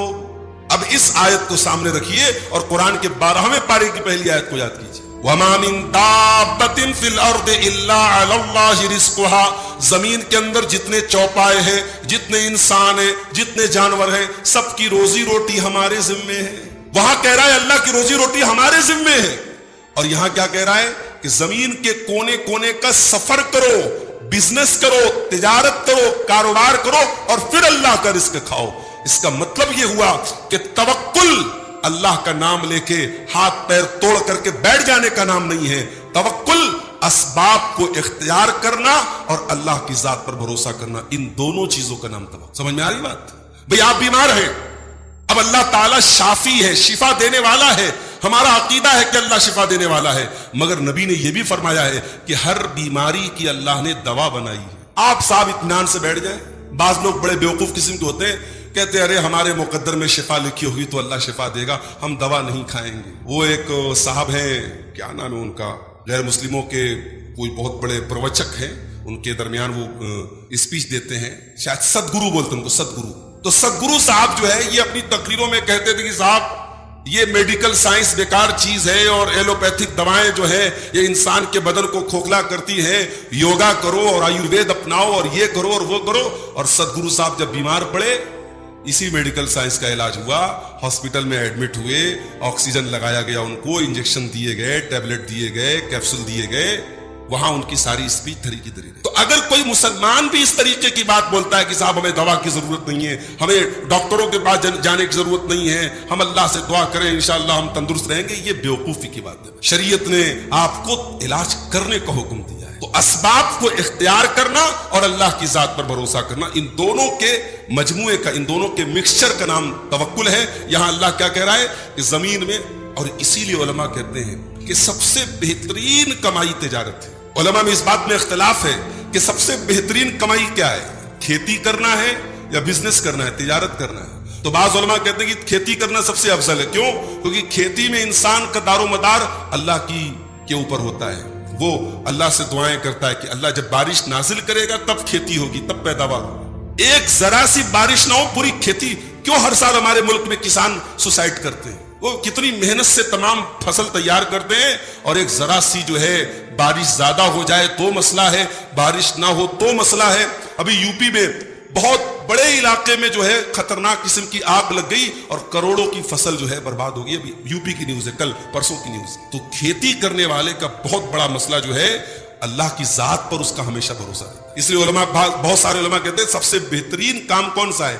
کھیتی کرنا ہے, کاشتکاری کرنا ہے. لیکن زیادہ تر علماء کا کہنا ہے کہ تجارت سب سے بہترین آپشن ہے, اور قرآن کریم کی آیتوں سے بھی یہی بات زیادہ مضبوط نظر آتی ہے کہ انسان کو جہاں تک ممکن ہو حلال اور جائز تجارت کرنی چاہیے. اس کے بعد سورہ قلم شروع ہوتی ہے. سورہ قلم میں اللہ نے قلم کی قسم کھائی, نون والقلم وما یسطرون, قسم ہے قلم کی اور جو قلم سے لکھا جاتا ہے ان تمام چیزوں کی قسم ہے.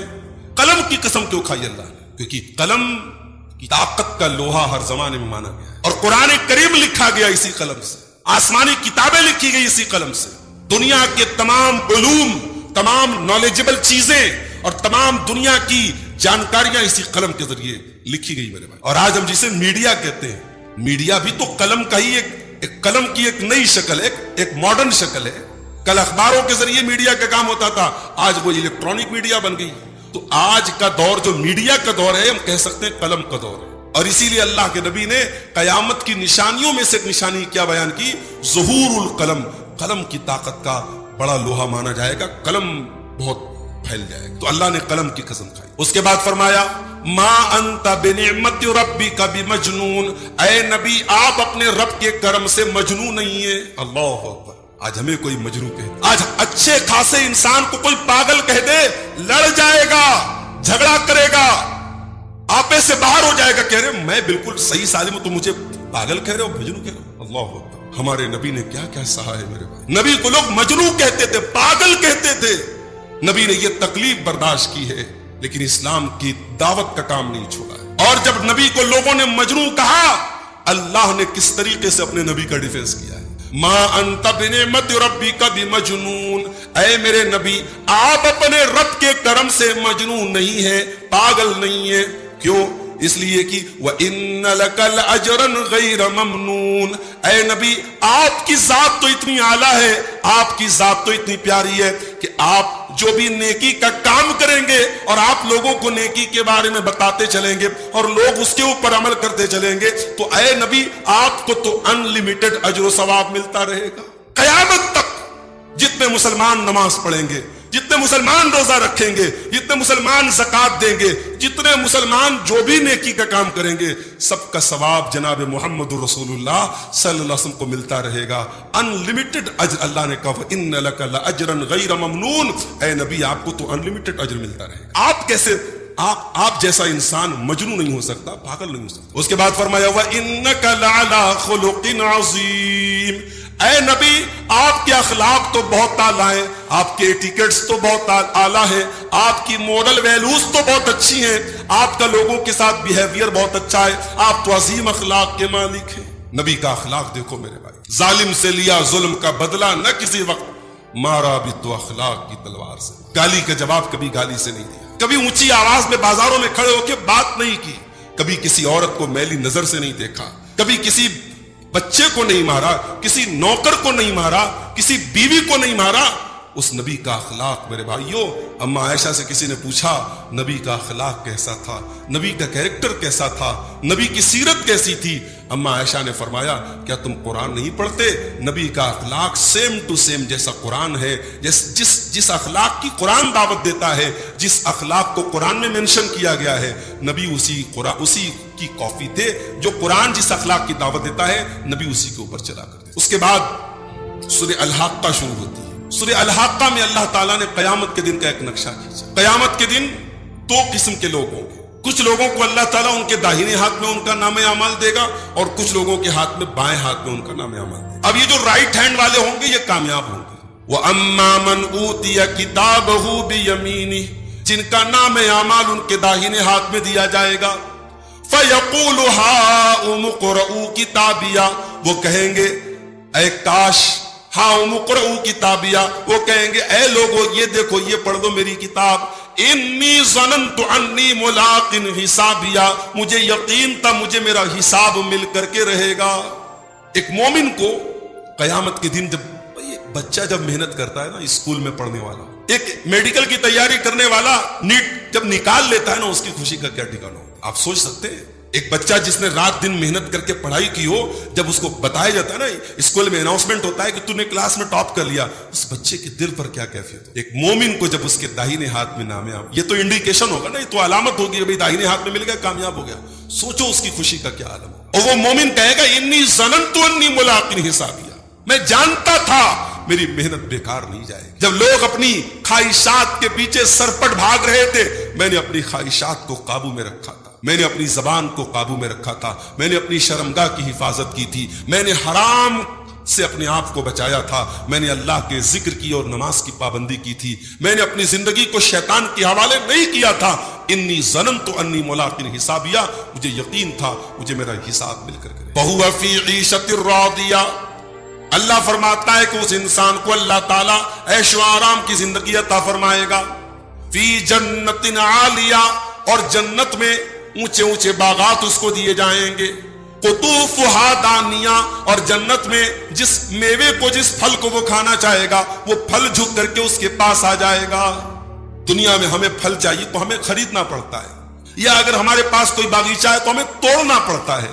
جنت میں توڑنا نہیں ہے، جنت میں تو بس خواہش کرنا ہے، ہمیں بس وش کرنا ہے، ہمیں آرزو کرنا ہے کہ ہمیں یہ مل جائے اور سامنے آ جائے۔ پھل جھک جائیں گے، قطوفہا دانیہ، جنت کے پھل جھک جائیں گے اس کے۔ اللہ فرمائے گا کلوا واشربوا ہنیئا بما اسلفتم فی الایام الخالیہ، اے میرے بندے تو کھا اور تو پی کہ تو نے دنیا میں بہت عمل کیا تھا، مجھے راضی کرنے کے لیے تو نے بہت نیک عمل کیا تھا۔ اس کے بعد اب بائیں ہاتھ میں جس کا نام ہے اعمال ملے گا، اس کا کیا حال؟ وَأَمَّا مَنْ أُوتِيَ كِتَابَهُ بِشِمَالِهِ، اور جس کا نام اعمال اس کے بائیں ہاتھ میں دے دیا جائے گا، فیقول، وہ کیا کہے گا؟ یا لیتنی لم اوت کتابیا، اے کاش میری کتاب مجھے نہ دی گئی ہوتی، ولم ادری ما حسابیا، اور اے کاش مجھے اپنا حساب و کتاب پتہ نہ چلتا۔ یا لیتہا کانت القاضیہ، اے کاش دنیا میں جو موت آئی تھی اسی موت پر میرا کام تمام ہو گیا ہوتا۔ ما اغنا عنی مالیا، میرا مال میرے کسی کام نہیں آیا۔ ہلک عنی سلطانیہ، میرا پاور ختم ہو گیا، میری بادشاہت ختم ہو گئی۔ یہ ہوگا بائیں ہاتھ والوں کا حال۔ دعا کیجیے اللہ تعالیٰ ہمیں داہنے ہاتھ والوں کی کیٹیگری میں شامل فرما دے۔ اس کے بعد سورہ معارج شروع ہوتی ہے۔ اللہ نے فرمایا قیامت کے دن کا نقشہ کھینچتے ہوئے، یوم تکون السماء کالمہل، جس دن آسمان تلچھٹ کی طرح ہو جائے گا، وَتَكُونُ الْجِبَالُ كَالْعِهْنِ، اور بڑے بڑے پہاڑ روئی کی طرح اور اون کی طرح ہو جائیں گے، وَلَا يَسْأَلُ حَمِيمٌ حَمِيمًا، اور کوئی جگری دوست بھی اپنے دوست کو پوچھے گا نہیں۔ قیامت کے دن جگری دوست بھی اپنے دوست کو نہیں پوچھے گا۔ يُبَصَّرُونَهُمْ، اور ایسا نہیں ہے کہ ایک دوسرے کو دکھیں گے نہیں، ایک دوسرے کو نظر آئیں گے۔ دنیا میں ساتھ میں چائے پینے والا، ساتھ میں اٹھنے بیٹھنے والا ایک دوسرے کو دیکھے گا، مگر قیامت کے دن کی نفسی نفسی کا یہ عالم ہوگا، کوئی کسی کا پرسان حال نہیں ہوگا۔ فرمایا یود المجرم لو یفتدی من عذاب یومئذ ببنیہ، جو مجرم ہوں گے، جو خطا کار ہوں گے، جو اللہ کے نافرمان ہوں گے، وہ یہ تمنا کریں گے کہ اے کاش، اے اللہ تو میری اولاد کو لے لے، مجھ کو چھوڑ دے، وَصَاحِبَتِهِ وَأَخِيهِ، اے اللہ تو میری بیوی کو پکڑ لے، مجھ کو چھوڑ دے، میرے بھائی کو پکڑ لے، مجھ کو چھوڑ دے، وَفَصِيلَتِهِ الَّتِي تُؤْوِيهِ، اے اللہ میرے پورے خاندان کو تو پکڑ لے لیکن مجھ کو چھوڑ دے، وَمَن فِي الْأَرْضِ جَمِيعًا ثُمَّ يُنْجِي، اے اللہ زمین میں جتنے لوگ ہیں تو سب کو لے لے، مجھ کو چھوڑ دے۔ اللہ فرمائے گا کلا، ایسا ہرگز ہونے والا نہیں ہے۔ قیامت کے دن باپ کے بدلے بیٹا نہیں پکڑا جائے، بھائی کے بدلے بھائی نہیں پکڑا جائے گا، جو مجرم ہے وہی پکڑا جائے گا۔ کلا، ایسا ہرگز ہونے والا نہیں ہے۔ انہا لظا، قیامت کے دن جہنم کی آگ بھڑکے گی، نزاعۃ للشوا، اور یہ انسان کی کھوپڑی کو کھینچ لے گی، انسان کی کھوپڑی کی کھال کو کھینچ لے گی۔ جہنم کی آگ اتنی تیز ہوگی انسان کی اسکن کو جلا کے بھسم کر دے گی، اور سب سے پہلے وہ انسان کی کھوپڑی پر نعوذ باللہ۔ اس کے بعد سورہ نوح شروع ہوتی ہے۔ حضرت نوح علیہ السلام اپنی قوم کو تبلیغ کر رہے ہیں، دعوت دے رہے ہیں، پیار سے، محبت سے، ڈرا کے، دھمکا کے، ہر طریقے سے تبلیغ کر رہے ہیں۔ اپنی قوم سے کہتے ہیں فَقُلْتُ اسْتَغْفِرُوا رَبَّكُمْ إِنَّهُ كَانَ غَفَّارًا، اے میری قوم کے لوگوں اپنے رب سے تم مغفرت طلب کرو, اپنے رب سے استغفار کرو. انہو کان غفارا, وہ بہت معاف کرنے والا, بہت بخشنے والا ہے. یرسل السماء علیکم مدرارا, وہ آسمان سے موسلا دھار بارش تم پر نازل کرے گا. کثرت سے استغفار کرو میرے بھائی, اس وقت بارش کی ضرورت ہے ہمارے شہر کرنول. دعا کرو اللہ تعالیٰ رحمتوں کی بارش ہم پر نازل فرما دے. بڑی گرمی ہے, بڑے پریشان ہیں لوگ, اللہ رحمتوں کی بارش نازل فرما دے. استغفار کرنے سے بارش ہوتی. یرسل السماء علیکم مدرارا, تم پر موسلا دھار بارش برسے. وَيُمْدِدُكُمْ بِأَمْوَالٍ وَبَنِينَ, اور اللہ مال بھی تم کو عطا فرمائے گا اور اولاد بھی تم کو عطا فرمائے گا. وَيَجْعَلْ لَكُمْ جَنَّاتٍ, اور اللہ تم کو باغات بھی عطا فرمائے گا. وَيَجْعَلْ لَكُمْ أَنْهَارًا, اور نہریں بھی عطا فرمائے گا. امام حسن بصری کے پاس ایک مرتبہ کچھ لوگ آئے اور کہا کہ امام صاحب بہت پریشان ہیں ہم لوگ, بارش نہیں ہو رہی ہے, سوکھا پڑا ہوا ہے. انہوں نے کہا کہ جاؤ استغفار کرو. پھر کوئی اور آیا, اس نے کہا امام صاحب شادی کے کئی برس ہو گئے, بچہ نہیں ہو رہا ہے, کہا جاؤ استغفار کرو. پھر کوئی اور آیا, بولا میرے باغ میں پھل نہیں پیدا ہو رہا ہے, پیداوار اچھی نہیں ہو رہی, بولے جاؤ استغفار کرو. کوئی اور آیا, بولا نہر کا پانی سوکھ گیا ہے, دعا کیجیے نہر میں پانی بہنے لگے, کہا جاؤ استغفار کرو. تو ان کے شاگردوں نے پوچھا, ان کے اسٹوڈنٹس نے پوچھا کہ شیخ صاحب بات سمجھ میں نہیں آ رہی ہے کہ ساری بیماریوں کا ایک ہی علاج آپ بتا رہے ہیں, استغفار کرو. تو حضرت امام حسن بصری نے کہا کہ یہ علاج میں نہیں بتا رہا ہوں, یہ علاج اللہ کا بتایا ہوا ہے, اور یہی سورہ نوح کی آیتیں پڑھ کر سنو کہ استغفار کرنے سے بارش بھی ہوتی ہے, اولاد بھی ملتی ہے, مال بھی ملتا ہے, پانی بھی برستا ہے, نہریں بھی جاری ہوتی ہیں, اور باغ میں پھل بھی پیدا ہوتا ہے. سب ملے گا اگر ہم کثرت سے استغفار کریں. اس کے بعد سورہ مزمل میں اللہ فرماتا ہے یا ایھا المزمل, اے کمبل میں چادر میں لپٹے ہوئے میرے نبی. یا ایھا المزمل, اچھا یہ بھی اللہ کا ایک بڑا پیارا انداز ہے, کبھی غور کیجئے گا. قرآن میں اللہ نے یا موسیٰ کہا ہے, یا عیسیٰ کہا ہے, یا نوح کہا ہے, یا ابراہیم کہا ہے, لیکن پورے قرآن میں اللہ نے کہیں یا محمد نہیں کہا ہے. اللہ نے اپنے آخری نبی کا جب بھی نام لیا ہے یا ایھا النبی کہہ کے پکارا ہے, یا ایھا الرسول کہہ کے پکارا ہے, یا ایھا المزمل کہہ کے پکارا ہے. نبی کا نام لے کے نہیں پکارا ہے, نبی کی صفت کے ذریعے نبی کو پکارا. اے کمبل میں لپٹے ہوئے میرے نبی. یہ قرآن کی جب پہلی وحی نازل ہوئی تھی اور اللہ کے نبی گھر آئے تھے اور حضرت خدیجہ سے آپ نے چادر مانگی تھی اور اس کو آپ اوڑے ہوئے تھے, اس موقع پر قرآن کی آیت یا ایھا المزمل, اے کمبل میں لپٹے ہوئے میرے نبی. قم اللیل الا قلیلا, اے میرے نبی آپ رات کو قیام کیا کریں, تہجد پڑھا کریں. الا قلیلا, تھوڑی سی رات کے حصے کو آرام کرنے کے لیے بچا لیں, اور باقی پوری رات آپ قیام کریں. نصفہو, آدھی رات قیام کریں. اب انقص منہ قلیلا, یا آدھے میں سے کچھ کم کر لیں, آدھی رات آپ قیام کریں. اللہ اپنے نبی کو تہجد پڑھنے کا حکم دے رہا ہے. اس کا مطلب یہ ہوا کہ جب زندگی میں آپ کو یہ لگے کہ رسپانسبلٹی بہت زیادہ میرے کندھے پر آ گئی ہے, ذمہ داریاں بہت زیادہ میرے کندھے پر آ گئی ہیں, اور مجھ سے یہ بوجھ اٹھ نہیں رہا ہے, تو رات میں تہجد پڑھنے کا اہتمام. تہجد کے ذریعے اللہ تعالیٰ آپ کی مشکلوں کو آسان کرے. اللہ کے نبی ٹینشن میں ہیں, فکر میں ہے کہ یہ رسالت کی ذمہ داری اللہ نے میرے کندھے پر ڈالی ہے, میں کیسے پوری کروں گا. اللہ اپنے نبی کو کیا حکم دے رہا ہے, قم اللیل الا قلیلا, اے نبی رات بھر تھوڑے سے حصے میں آپ آرام کیجئے اور باقی رات آپ قیام کیجئے, تہجد کی نماز پڑھیے. اس کے بعد فرمایا او زد علیہ, آدھی رات قیام کرو, یا آدھے میں سے کچھ کم کر لو یا کچھ بڑھا لو. وَرَتِّلِ الْقُرْآنَ تَرْتِيلًا, اور اے میرے نبی جب قرآن کو پڑھا کرو تو ٹھہر ٹھہر کر کے پڑھا کرو.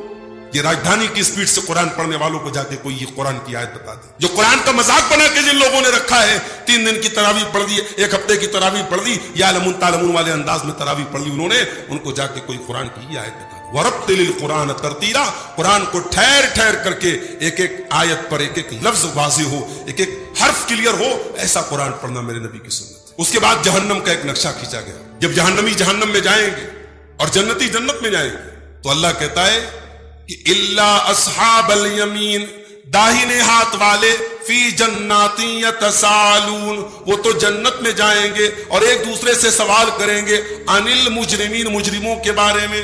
جنتی جنت میں چلے گئے, جہنمی جہنم میں چلے گئے, لیکن جنتیوں کو یہ دکھایا جائے گا کہ دیکھو یہ تمہارے دوست تھے, تمہارے رشتہ دار تھے, یہ سب جہنم میں. تو جنتی جہنمی ان کو جنت میں دیکھ کر کے جہنمیوں کا خون جلے گا, ان کو اور تکلیف ہوگی. جب آپ پریشانی میں اور دوسرا کوئی مزے میں ہونا تو آپ کی تکلیف اور بڑھ جاتی ہے. اور جب آپ مزے میں ہوں اور دوسرا تکلیف میں ہوں تو آپ کو اپنی جو راحت ہے نا اس کا احساس زیادہ ہوتا ہے کہ یار میں بچ گیا, مجھے اللہ نے بچا لیا. تو اللہ ایسا سین بنائے گا کہ جنتی جنت میں, جہنمی جہنم میں, لیکن جنتیوں کو جہنمی نظر آئیں گے.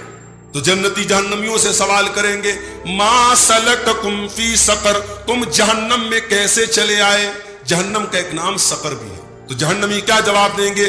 قالوا لم نک من المصلین, کہیں گے ہم نماز نہیں پڑھتے تھے. یہ رمضان والی نماز پڑھ کے بھی انسان یہی بولے گا نا کہ ہم نماز نہیں پڑھتے. اگر 1 مہینے کا نمازی ہے اور 11 مہینے کا بے نمازی تو وہ بھی یہی جواب دے گا لم نک من المصلین, ہم نماز نہیں پڑھتے. ولم نک نطعم المسکین, اور ہم غریبوں کو کھانا نہیں کھلاتے تھے. وَكُنَّا نَخُوضُ مَعَ الْخَائِضِينَ, اور ہم غافل رہنے والوں کے ساتھ اور ٹھٹھا کرنے والوں کے ساتھ اور ہنسی مذاق کرنے والوں کے ساتھ اور دین کا مذاق اڑانے والوں کے ساتھ اور نماز کے ٹائم موج مستی اور کھیل کود کی چیزوں میں اور فضول چیزوں میں لگے رہنے والوں کے ساتھ ہم بھی لگے رہتے تھے. اس سے بڑھ کے بدنصیبی کی بات نہیں ہے کہ رمضان کی مبارک راتوں میں ہمارا نوجوان IPL کے میچ میں لگا رہے, ہمارا نوجوان بیٹھ کر کے PUBG گیم میں لگا رہے. اس سے بڑھ کے بدنصیبی کی اور افسوس کی کوئی بات نہیں ہو سکتی. وَكُنَّا نَخُوضُ مَعَ الْخَائِضِينَ, جہنمی کہیں گے ہم غافل لوگوں کے ساتھ غفلت میں پڑے رہتے تھے. اس کے بعد جب قرآن اترتا تھا اللہ کے نبی کے اوپر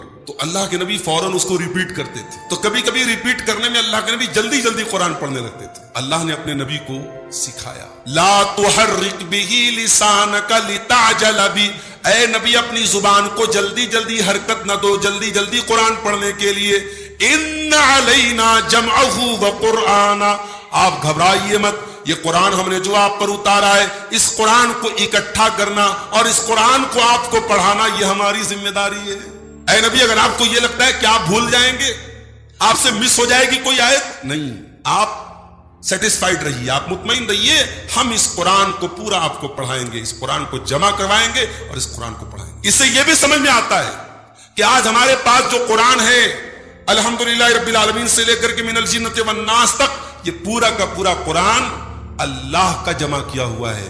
یہ انسان کا بنایا ہوا قرآن نہیں ہے, یہ انسان کا اکٹھا کیا ہوا قرآن نہیں, اللہ نے اس کو جمع کیا ہے. اللہ کہہ رہا اپنے نبی سے کہ اے نبی اس قرآن کو جمع کرنا ہماری ذمہ داری ہے اور اس قرآن کو پڑھانا آپ کو ہماری ذمہ داری ہے. فَإِذَا قَرَأْنَاهُ, تو جب ہم اس قرآن کو آپ کو پڑھائیں, فَاتَّبِعْ قُرْآنَ, تو آپ پیچھے پیچھے پڑھیے. جبریل علیہ السلام آپ کو پڑھائیں, آپ پیچھے پیچھے پڑھیے, آپ جلدی جلدی دہرانے کی کوشش مت کیجیے, ہم آپ کو یہ قرآن پڑھائیں گے. اس کے بعد ثم ان علینا بیان, اس قرآن کو پڑھانے کی ذمہ داری ہماری, اس قرآن کو جمع کرنے کی ذمہ داری ہماری, اور پھر اس قرآن کو بیان کرنے کی ذمہ داری ہماری, اس قرآن کو ایکسپلین کرنے کی ذمہ داری ہماری. اس کا مطلب یہ ہوا کہ قرآن ایک الگ چیز ہے اور بیان القرآن ایک الگ چیز ہے. قرآن ایک الگ چیز ہے اور قرآن کی ایکسپلینیشن ایک الگ چیز ہے, دیٹ از کالڈ حدیث, اسی کا نام حدیث ہے. اس لیے اگر کوئی کہتا صاحب ہم صرف قرآن پر عمل کر لیں گے, قرآن الگ ہے اور قرآن کا بیان الگ ہے. اللہ نے کہا کہ اس قرآن کا بیان بھی ہم آپ کو سکھائیں گے, اور نبی نے قرآن کا بیان کھول کر کے امت کو بتا دیا.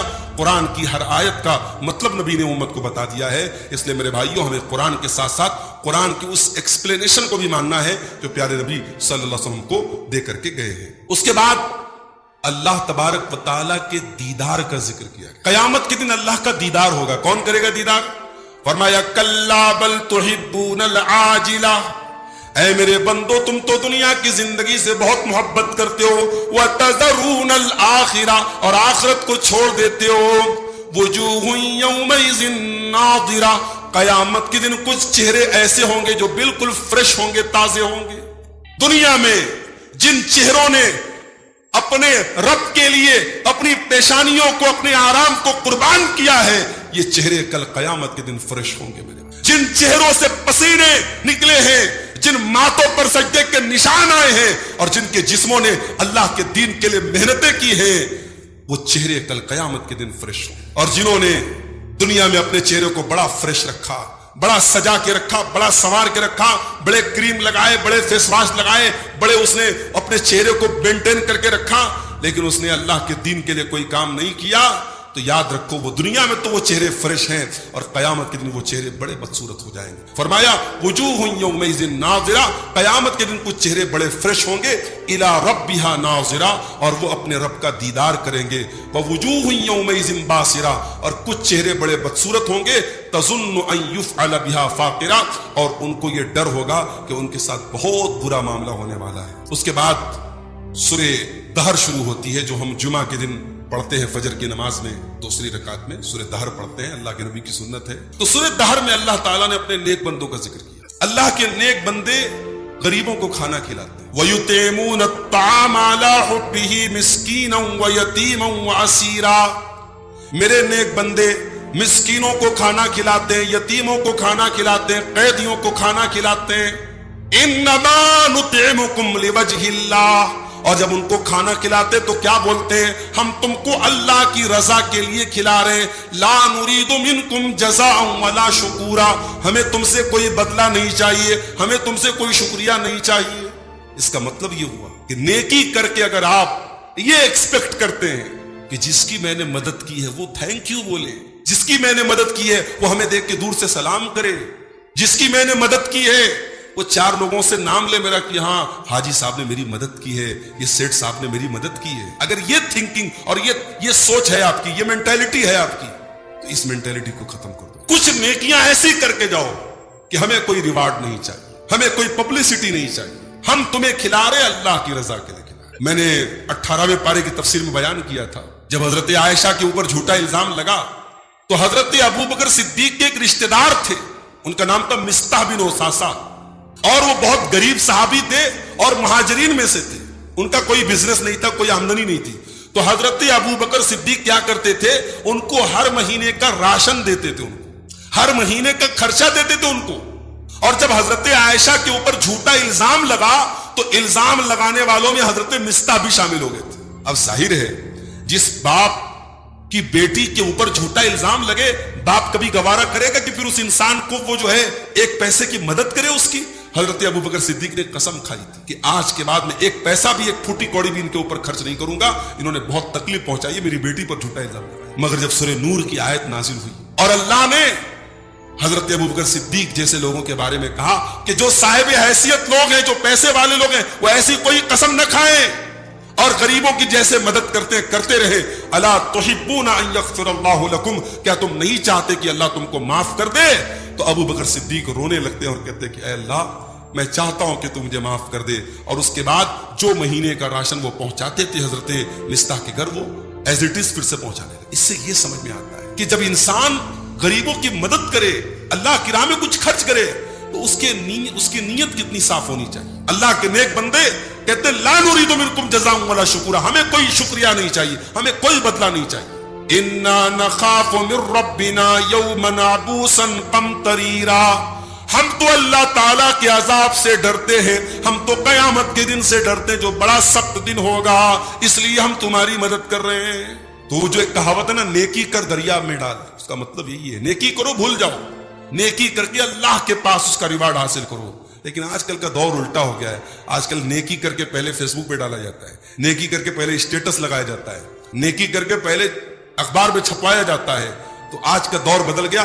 آج کا دور کیا ہو گیا؟ نیکی کر اسٹیٹس پہ ڈال، نیکی کر فیس بک پہ ڈال، نیکی کر واٹس ایپ پہ ڈال، نیکی کر انسٹاگرام پہ ڈال، نیکی کر خود پرچار کر. یہ دور وہ ہو گیا ہے. تو وہ اصول آج بھی یاد رکھیں، نیکی کر دریا میں ڈال. اسلام میں ڈبل اسٹینڈرڈ نہیں ہے. اسلام میں لینے کا معیار الگ اور دینے کا معیار الگ نہیں. آپ کی بیوی کا سسرال میں، آپ کے سسرال میں، آپ کے سسر کی پراپرٹی میں آپ کی بیوی کا کتنا حصہ بنتا ہے، اس کی بڑی چنتا ہے آپ کو. ادھر سسر کا انتقال ہوا نہیں کہ ادھر داماد لوگوں کو ٹینشن ہو جاتی ہے، ارے یار جلدی سے پراپرٹی میں تمہارا جو حصہ ہے جلدی سے لے لو. لینے کے لیے تو آپ بہت آگے رہتے ہیں. آپ کے باپ کی پراپرٹی میں آپ کی بہن کا جو حصہ ہے وہ آپ کب دیں گے؟ دینے کا معیار الگ ہے، لینے کا معیار الگ ہے. لینے کے لیے دونوں ہاتھوں سے ہم وصولنا چاہتے ہیں، دینے کا نمبر آتا ہے پیچھے ہٹ جاتے ہیں. اسلام میں یہ ڈبل اسٹینڈرڈ نہیں. دینے کا معیار الگ، لینے کا معیار الگ نہیں ہونا چاہیے. جو آپ اپنے ذات کے لیے پسند کرتے ہیں وہی دوسروں کے لیے پسند کرتے ہیں. آپ نہیں چاہتے کہ آپ کی عزت پر کوئی حملہ کرے، آپ کی کوئی غیبت کرے، آپ کے اوپر کوئی کیچڑ اچھالے، تو دوسروں کے اوپر بھی کیچڑ مت اچھالیے، دوسروں کی آبرو پر حملہ مت کیجیے. اسلام میں ڈبل اسٹینڈرڈ نہیں ہے. اس کے بعد قرآن کریم کا 30واں پارہ شروع ہوتا ہے. 30ویں پارے کے شروع میں اللہ تعالیٰ نے جہنم کا ذکر کیا. فرمایا ان جہنم کانت مرصادا، جہنم از ویٹنگ، جہنم انتظار کر رہی ہے. کس کا انتظار کر رہی ہے؟ ان جہنم کانت مرصادا، جہنم گھات لگا کر کے بیٹھی ہے، انتظار کر رہی ہے. کس کا انتظار کر رہی ہے؟ للطاغین، اللہ کی نافرمانی کرنے والوں کا، اللہ کے مجرموں کا، اللہ کے قانون سے بغاوت کرنے والوں کا انتظار کر رہی ہے. لابثین فیہا احقابا، جہنم میں کوئی جائے گا تو ایک دن کے بعد نہیں نکل جائے گا، 2 دن کے بعد نہیں نکل جائے گا. اگر کافر ہوگا، اگر مشرک ہوگا، ہمیشہ ہمیشہ جہنم میں رہے گا. اور اگر گنہگار ہوگا لیکن ایمان والا ہوگا، وہ بھی کتنے ٹائم تک رہے گا نہیں پتا. لابثین فیہا احقابا، وہ جہنم میں بہت لمبے پیریڈ تک رہیں گے. لا یذوقون فیہا بردا ولا شرابا، ان کو جہنم میں نہ تو ٹھنڈا پانی ملے گا نہ ٹھنڈک ملے گی. دنیا میں 41 42 کی گرمی ہم سے برداشت نہیں ہوتی. ہم سڑک پر چلتے تو ایسا لگ رہا ہے کہ سڑک سے آگ نکل رہی ہے. ہم چہرے کو ڈھانپ کر کے نکلتے ہیں، ہم سن گلاسز ڈال کے نکلتے ہیں، ہم کمروں میں اے سی کے اندر بیٹھ کے آرام کرتے ہیں، ہم کولروں میں آرام کرتے ہیں. میرے پیارے بھائیوں، جہنم کا ٹیمپریچر کتنا ہوگا ہمیں اندازہ نہیں کر سکتے، ہم سوچ بھی نہیں سکتے. اللہ فرماتا ہے لا یذوقون فیہا بردا ولا شرابا، جہنم میں نہ تو ٹھنڈک ملے گی نہ تو پانی ملے گا. الا حمیما وغساقا، اور پانی بھی ملے گا تو کھولتا ہوا پانی ملے گا. وغساقا، اور گندی پیپ و مواد جیسی چیزیں اس کو ملیں گی. جزاء وفاقا، یہ جہنمیوں کے عمل کی سزا ہوگی جو جہنم میں ان کو دی جائے گی. یہ جہنم کا نقشہ اللہ نے کیا. انسان اگر واقعی میں غور سے جہنم کا نقشہ پڑھ لے تو میرے بھائی رونگٹے کھڑے ہو جائیں. قرآن کے اندر اللہ نے جو جہنم کا نقشہ کیا، جب جہنم کا ذکر کیا اللہ نے تو پھر فوراً جنت کا بھی تذکرہ کیا. اس لیے کہ اللہ تعالیٰ اگر اپنے عذاب سے ڈراتا ہے تو اپنی رحمت کی امید بھی دلاتا ہے. اللہ کے عذاب سے اتنا بھی نہ ڈرو کہ اللہ کی رحمت سے تم مایوس ہو جاؤ. فرمایا ان للمتقین مفازا، اے میرے بندو، ہم نے اگر مجرموں کے لیے جہنم تیار کر کے رکھی ہے تو ہم نے متقی لوگوں کے لیے کامیابی بھی رکھی ہے. کیسی کامیابی؟ فرمایا حدائق وعنابا، ان کو جنت میں بڑے بڑے باغات دیے جائیں گے، وہاں انگوروں کے بڑے بڑے درخت ہوں گے. وکواعب ترابا، اور خوبصورت جنتی حوریں جو ان کی ہم عمر ہوں گی وہ ان کی بیویاں ہوں گی. وکاسن دہاقا، اور ایک صاف ستھرا جہنم کا ڈرنک ہوگا، جہنم میں جو ان کو پلایا جائے گا اس کے بھرے ہوئے جام ہوں گے. لا يسمعون فيها لغوا ولا كذابا، اور جہنم میں، جنت میں جنتی نہ تو کوئی لغو بات سنیں گے نہ جھوٹی بات سنیں گے. دنیا میں آپ بہت اچھی جگہ ہے لیکن اگر نوائز ہو، شور شرابہ ہو تو آپ کو سکون نہیں ملتا. سکون کہاں ملتا ہے؟ جہاں بالکل خاموشی ہو. اللہ کہہ رہا ہے کہ جنتیوں کو جنت میں اتنا سکون ملے گا کہ کوئی لغو بات، ان کو کوئی تکلیف تو چھوڑ دو، کوئی لغو بات بھی وہ نہیں سنیں گے، کوئی ایسی بات بھی نہیں سنیں گے جو ان کے کان کے اوپر بھاری گزرے، کوئی ایسی بات بھی وہ نہیں سنیں گے. اتنی نعمتیں اللہ تعالیٰ ان کو جنت میں عطا فرمائے. اس کے بعد فرمایا انا انذرناکم عذابا قریبا، اے میرے بندو ہم تم کو ایک عذاب سے ڈرا رہے جو بہت جلدی آنے والا ہے. یوم ینظر المرء ما قدمت یدا، وہ قیامت کا دن ہوگا جب انسان اپنے تمام کرتوتوں کو دیکھے گا.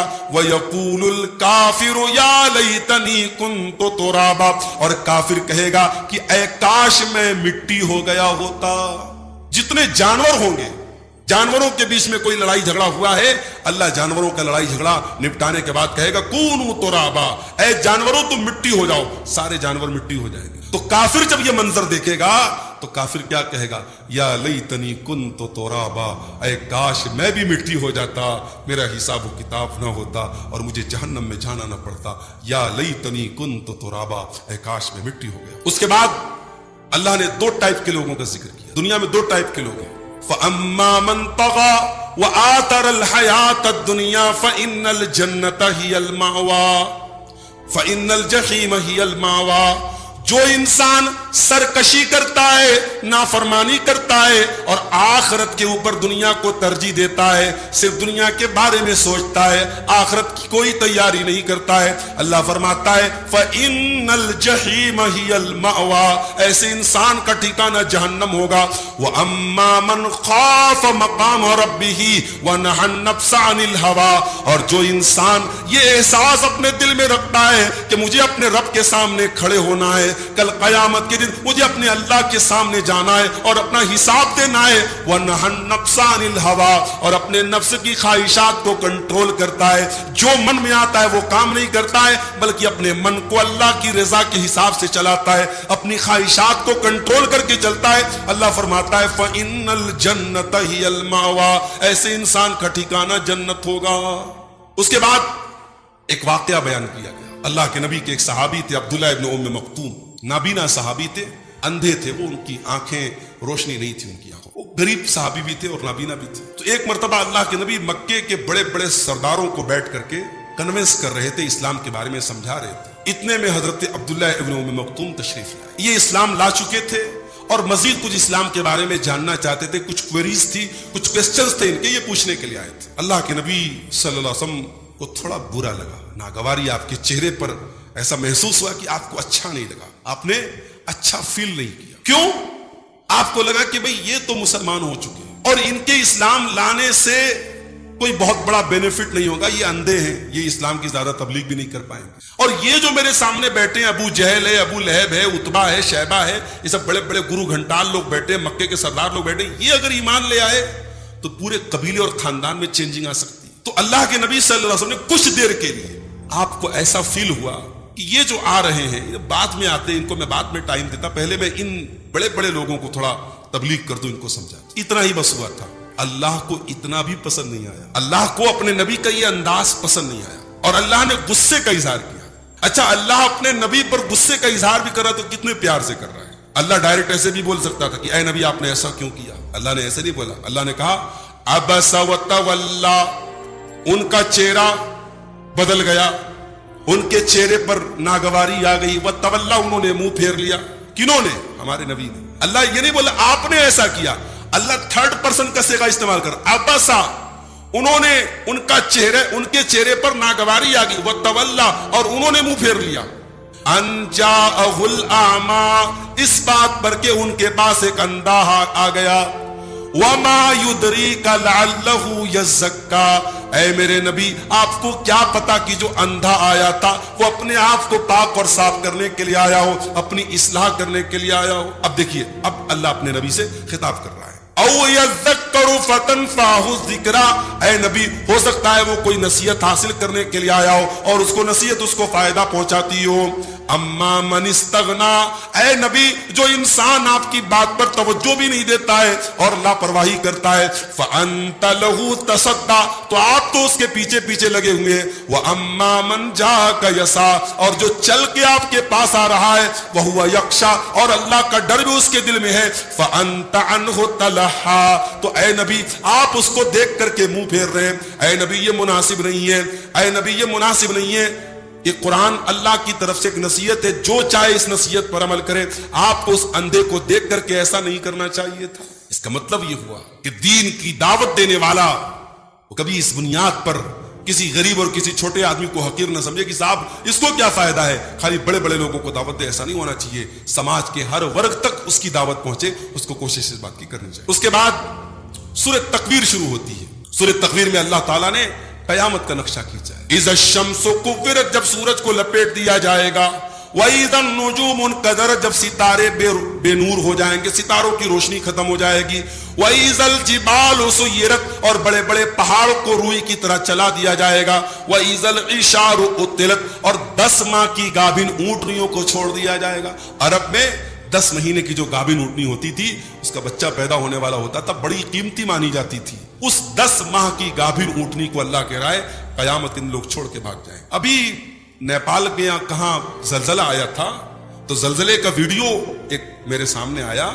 جیسے ہی زلزلہ آیا، 5 اسٹار ہوٹلز میں اور ریسٹورنٹس میں لوگ بیٹھے ہوئے ہیں، اور جیسے ہی زلزلے کا جھٹکا محسوس ہوا، فوراً لوگ ہوٹل کے باہر آ گئے۔ ایک ہلکا سا زلزلے کا جھٹکا آتا ہے، انسان پہلے اپنی جان بچانے کے لیے باہر نکلتا ہے. وہ یہ نہیں سوچتا ہے اتنا پیسہ خرچ کر کے 5 اسٹار ہوٹل میں آیا ہوں, بیوی ہے, بچے ہیں, سامان ہے, پہلے باہر نکل کے بھاگتا ہے. میرے پیارے ساتھیوں, یہ معمولی سے زلزلے کا یہ حال ہے, قیامت کے دن کے زلزلے کا کیا حال ہوگا. وَإِذَا الْإِشَارُ اُطِّلَتْ, جب 10 ماہ کی گابن اونٹنیوں کو لوگ چھوڑ کے بھاگ جائیں گے. وَإِذَا الْوُحُوشُ حُشِرَتْ, اور تمام جنگلی جانور اکٹھا ہو جائیں گے. وَإِذَا الْبِحَارُ سُجِّرَتْ, اور جب سمندروں کو کھولا دیا جائے گا. وَإِذَا النُّفُوسُ زُوِّجَتْ, اور جب لوگوں کے گروپ بنا دیے جائیں گے. وَإِذَا الْمَوْءُودَةُ سُئِلَتْ, اور جب زندہ دفن کی گئی لڑکی سے پوچھا جائے گا بِأَيِّ ذَنبٍ قُتِلَتْ, کہ تجھے کس جرم میں مارا گیا تھا. وَإِذَا الصُّحُفُ نُشِرَتْ, اور جب لوگوں کے اعمال نامے پھیلا دیے جائیں گے. وَإِذَا السَّمَاءُ كُشِطَتْ, اور جب آسمان کی کھال کھینچ لی جائے گی. وَإِذَا الْجَحِيمُ سُعِّرَتْ, اور جب جہنم کو بھڑکایا جائے گا. وَإِذَا الْجَنَّةُ أُزْلِفَتْ, اور جب جنت کو قریب لایا جائے گا. عَلِمَتْ نَفْسٌ مَّا أَحْضَرَتْ, تو اس دن ہر انسان کو پتہ چل جائے گا کہ اس نے کیا دنیا میں عمل کیا ہے اور کیا اس نے اپنے اللہ تعالیٰ کی بارگاہ کے لیے کیا اس نے حاضر کیا ہے. اس کے بعد سورہ مطففین شروع ہوتی ہے. اس میں اللہ تعالیٰ نے ناپ تول میں کمی کرنے والوں کا ذکر فرمایا. وَيْلٌ لِّلْمُطَفِّفِينَ, ناپ تول میں کمی کرنے والوں کے لیے بربادی ہے. الذین اذا اکتالوا علی الناس یستوفون, جب وہ سامان خریدنے کے لیے جاتے تو پورا پورا تول کے لیتے ہیں. واذا کالوہم او وزنوہم یخسرون, اور جب سامان دینے کا نمبر آتا ہے تو ڈنڈی مارتے ہیں اور سامان میں کمی کرتے ہیں. الا یظن اولئک انہم مبعوثون, اے ناپ تول میں کمی کرنے والو, اے ڈنڈی مارنے والو, اے لوگوں کا حق مارنے والو, تم یہ نہیں سوچتے, کیا تم یہ نہیں سوچتے کہ تمہیں مر کر کے اللہ کے پاس جانا ہے. لیوم عظیم, اور وہ بہت بڑا دن ہوگا, وہ قیامت کا دن ہوگا. یوم یقوم الناس لرب العالمین, جس دن سارے کے سارے لوگ اللہ رب العالمین کے سامنے کھڑے ہوں گے. انسان اگر قیامت کے اوپر اس کا پکا ایمان ہو میرے بھائی, کوئی کرپشن نہیں کرے گا, کوئی بھرشٹاچار نہیں ہوگا, کوئی سماج میں بدعنوانی اور بے ایمانی نہیں ہوگی, اگر انسان کا قیامت پر پکا ایمان ہو جائے, پختہ ایمان ہو جائے. اسلام میں ڈبل اسٹینڈرڈ نہیں ہے. اسلام میں لینے کا معیار الگ اور دینے کا معیار الگ نہیں. آپ کی بیوی کا سسرال میں, آپ کے سسرال میں, آپ کے سسر کی پراپرٹی میں آپ کی بیوی کا کتنا حصہ بنتا ہے, اس کی بڑی چنتا ہے آپ کو. ادھر سسر کا انتقال ہوا نہیں کہ ادھر داماد لوگوں کو ٹینشن ہو جاتی ہے, ارے یار جلدی سے پراپرٹی میں تمہارا جو حصہ ہے جلدی سے لے لو. لینے کے لیے تو آپ بہت آگے آگے رہتے ہیں. آپ کے باپ کی پراپرٹی میں آپ کی بہن کا جو حصہ ہے وہ آپ کب دیں گے؟ دینے کا معیار الگ ہے, لینے کا معیار الگ. لینے کے لیے دونوں ہاتھوں سے ہم وصولنا چاہتے ہیں, دینے کا نمبر آتا ہے پیچھے ہٹ جاتے ہیں. اسلام میں یہ ڈبل اسٹینڈرڈ نہیں. دینے کا معیار الگ, لینے کا معیار الگ نہیں ہونا چاہیے. جو آپ اپنے ذات کے لیے پسند کرتے ہیں وہی دوسروں کے لیے پسند کرتے. آپ نہیں چاہتے کہ آپ کی عزت پر کوئی حملہ کرے, آپ کی کوئی غیبت کرے, آپ کے اوپر کوئی کیچڑ اچھالے, تو دوسروں کے اوپر بھی کیچڑ مت اچھالیے, دوسروں کی آبرو پر حملہ مت کیجیے. اسلام میں ڈبل اسٹینڈرڈ نہیں ہے. اس کے بعد فرمایا کہ انسان کے گناہوں کا اثر اس کے دل پر پڑتا ہے. کلا بل ران علی قلوبہم ما کانوا یکسبون, میرے بندو تمہارے کرتوتوں کا اثر تمہارے دل کے اوپر پڑتا ہے, تمہارے دل کے اوپر پردہ چھا جاتا ہے. کلا بل ران علی قلوبہم ما کانوا یکسبون, تمہارے کرتوتوں کی وجہ سے تمہارے دلوں کے اوپر ایک غلاف چڑھ جاتا ہے, ایک کور چڑھ جاتا ہے, ایک لیئر چڑھ جاتی ہے. اس کے بعد فرمایا کلا انہم عن ربہم یومئذ لمحجوبون, اور ایسے لوگوں کو اللہ تعالیٰ اپنے دیدار سے محروم رکھے گا جن کے دلوں پر گناہوں کا پردہ چڑھ جائے. اللہ قیامت کے دن اپنا دیدار ان کو نہیں کرائے گا. اللہ کا دیدار کرنا ہے تو دل سے گناہوں کی لیئر کو اور گناہوں کے پردے کو ہٹانا پڑے گا, تب قیامت کے دن اللہ اپنا دیدار کرائے گا. میرے اس کے بعد جنت کی شراب کا نام بتایا گیا. جنت کی شراب کا نام کیا ہوگا؟ آپ جانتے ہیں ہمارے نبی کی سیرت پر ایک کتاب لکھی گئی تھی جو بنارس کے ہمارے مادر علمی جو جہاں سے ہماری تعلیم ہوئی ہے, جامعہ سلفیہ بنارس, وہاں کے ایک ٹیچر تھے اور وہ یو پی کے مبارک پور کے رہنے والے تھے.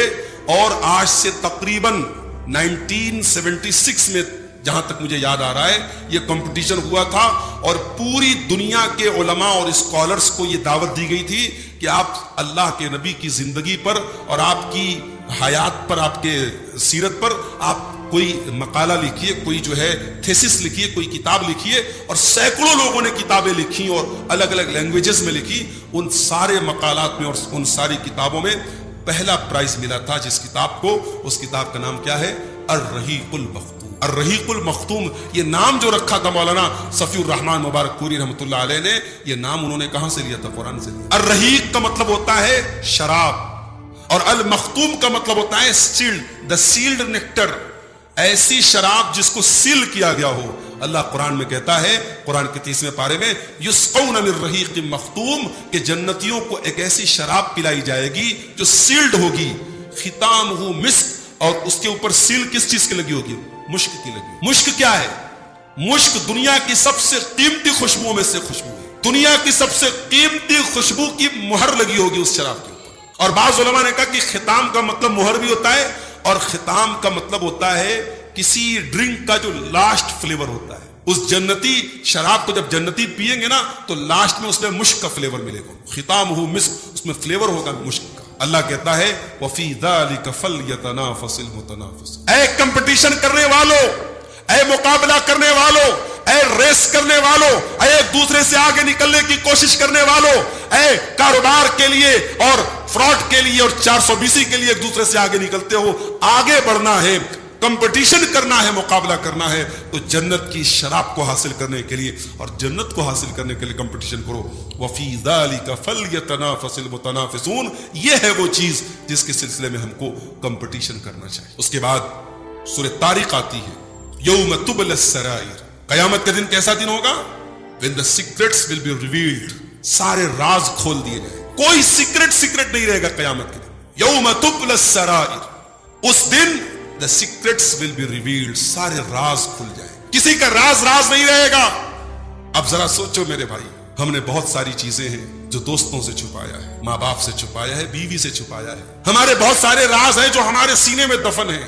قیامت کے دن کہیں اللہ تعالیٰ نے ہمارے ان رازوں کو کھول دیا، ہم کتنے بے آبرو ہو جائیں گے، کتنے ذلیل ہو جائیں گے، کتنے رسوا ہو جائیں گے۔ دنیا میں انسان اگر بدنام ہو گیا، رسوا ہو بھی گیا، تو چلو 10 سال کے بعد، 5 سال کے بعد لوگ بھول جائیں گے، مرنے کے بعد لوگ بھول جائیں گے۔ قیامت کے دن اگر کوئی یہ راز کھل گیا تو پھر ہم کہاں جائیں گے؟ اسی لیے اصل رسوائی قیامت کے دن کی رسوائی، اور اسی لیے ابراہیم علیہ السلام اللہ سے دعا کرتے ہیں، وَلَا تُخْزِنِي يَوْمَ يُبْعَثُونَ، اے اللہ مجھے قیامت کے دن تو رسوا مت کرنا۔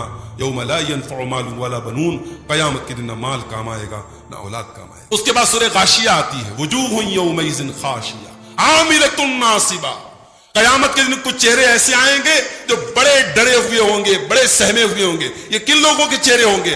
عاملۃ ناصبہ، بہت عمل کر کے آئے ہوں گے، بہت تھکے ہارے ہوں گے، بڑی محنت کی ہوگی انہوں نے دنیا میں، مگر بدعت کے لیے کی ہوگی، شرک کے لیے کی ہوگی، حرام کے لیے کی ہوگی، ناجائز کے لیے کی ہوگی، انہوں نے دین کے لیے محنت نہیں کی ہوگی، غلط چیزوں کے لیے محنت کر کے آئے ہوں گے۔ ایسے لوگ تسلا نارن حامیہ، بڑکتی ہوئی جہنم کی آگ میں ڈالے جائیں۔ اس کے بعد میرے بھائیوں، اللہ اپنے نبی سے کہتا ہے سورہ ضحیٰ کے اندر، وَأَمَّا بِنِعْمَةِ رَبِّكَ فَحَدِّثْ، اے نبی اپنے رب کی نعمت کو بیان کیجئے۔ اللہ اگر آپ کو کوئی نعمت دیتا ہے بیان کرنا چاہیے۔ ہاں اگر یہ ڈر ہو کہ حسد کرنے والے حسد کریں گے تو چھپایا جا سکتا ہے، لیکن جو نعمت دکھانے کے لائق ہو، اگر ریاکاری کا ڈر نہ ہو تو دکھایا جا سکتا ہے۔ بھئی آپ کے پاس دولت ہے، پیسہ ہے، اور آپ پھٹے حال پرانے کپڑے، میلے کچیلے کپڑے پہن کے چل رہے ہیں تاکہ لوگ سمجھے کہ یہ صاحب بہت پریشان آدمی، جبکہ اندر سے آپ کے پاس بہت پیسہ ہے، بہت دولت ہے۔ تو بھائی صاحب اگر دولت ہے تو دولت آپ کے کپڑے سے بھی ظاہر ہونی چاہیے۔ اللہ نے اگر نعمت دی ہے تو نعمت ظاہر کرو، وَأَمَّا بِنِعْمَةِ رَبِّكَ فَحَدِّثْ، اپنے رب کی نعمت کو بیان کرو۔ اس کے بعد سورہ قدر آتی ہے، اللہ فرماتا ہے اِنَّا أَنزَلْنَاهُ فِي لَيْلَةِ الْقَدْرِ وَمَا أَدْرَاكَ مَا لَيْلَةُ الْقَدْرِ لَيْلَةُ الْقَدْرِ خَيْرٌ مِّنْ أَلْفِ شَهْرٍ، ہم نے قرآن کو لیلۃ القدر میں اتارا ہے، اور تم کیا جانو کہ لیلۃ القدر کیا ہے؟ لیلۃ القدر 1000 مہینے سے بہتر، 1000 مہینے کے برابر نہیں ہے۔ 1000 مہینے کتنے ہوتے ہیں؟ 84 something near about 84 years، 84 سال سے بہتر ہے ایک رات۔ کون سی رات؟ اسی مبارک مہینے میں آتی ہے وہ رات۔ اس ایک رات کی عبادت اگر ہمیں مل گئی تو وہ عبادت کتنی ہوگی ہم تصور نہیں کر سکتے۔ اللہ نے یہ نہیں کہا کہ 84 سال کے برابر ہوگی، اللہ نے کہا خیر من الف شہر، وہ 1000 مہینے سے بہتر ہوگی۔ کتنی بہتر ہوگی ہم جان نہیں سکتے۔ اور اسی لیے اللہ کے نبی فرماتے ہیں کہ جو اس رات سے محروم ہو گیا وہ ساری بھلائی سے محروم ہو گیا۔ ہمارے بعض لوگ طاق راتوں میں جا کے شاپنگ کرتے ہیں، رات بھر گھومتے رہتے ہیں، کھاتے رہتے ہیں، پیتے رہتے ہیں۔ عبادت کی رات کو انجوائے کرنے میں گزار رہے ہو، یہ قدر کی رات ہے، یہ مرتبے والی رات ہے. اور جانتے ہو اس کا نام قدر کیوں پڑا؟ قدر کا ایک مطلب ہوتا ہے تنگ ہو جانا. اتنے فرشتے آتے ہیں زمین کے اوپر، زمین تنگ پڑ جاتی ہے، زمین چھوٹی پڑ جاتی ہے فرشتوں کے سے، اس لیے اس کا نام لیلۃ القدر پڑا ہے. یہ قدر والی رات ہے. اس کے بعد اللہ تعالیٰ نے گھوڑے کی قسم کھائی. والعادیات ضبحا، قسم ہے ان گھوڑوں کی جو ہانپ ہانپ کے دوڑتے ہیں. فالموریات قدحا، اور قسم ہے ان گھوڑوں کی جن کی ٹاپوں سے چنگاریاں نکلتی ہیں. فالمغیرات صبحا، اور قسم ہے ان گھوڑوں کی جو صبح سویرے دشمن کے اوپر حملہ کرتے ہیں. فاثرن به نقعا، اور جب وہ گھوڑے دوڑتے ہیں تو ان کی فاثرن به نقعا، گرد و غبار اڑتا ہے، دھول اڑتی ہے ان کے دوڑنے سے. فوسطن به جمعا، اور وہ دشمن پہ جا کے بیچوں بیچ حملہ کر. ان الانسان لربه لکنود، بے شک انسان اپنے رب کا بڑا ناشکر. یہ گھوڑے کی قسم کھا کر کے اللہ نے یہ کیوں کہا کہ انسان بڑا ناشکر ہے؟ کبھی آپ نے غور کیا؟ گھوڑا جو ہوتا ہے اپنے مالک کا بڑا وفادار ہوتا ہے. گھوڑا مر جائے گا، اپنے مالک کو اپنی پیٹھ سے نہیں اتارے گا. آخری دم تک گھوڑا اپنے مالک کا ساتھ دیتا ہے. گھوڑے کو مالک کیا دیتا ہے بھائی؟ تھوڑا سا چارہ کھلاتا ہے، تھوڑا سا سہلاتا ہے، تھوڑا سا پیار دیتا ہے.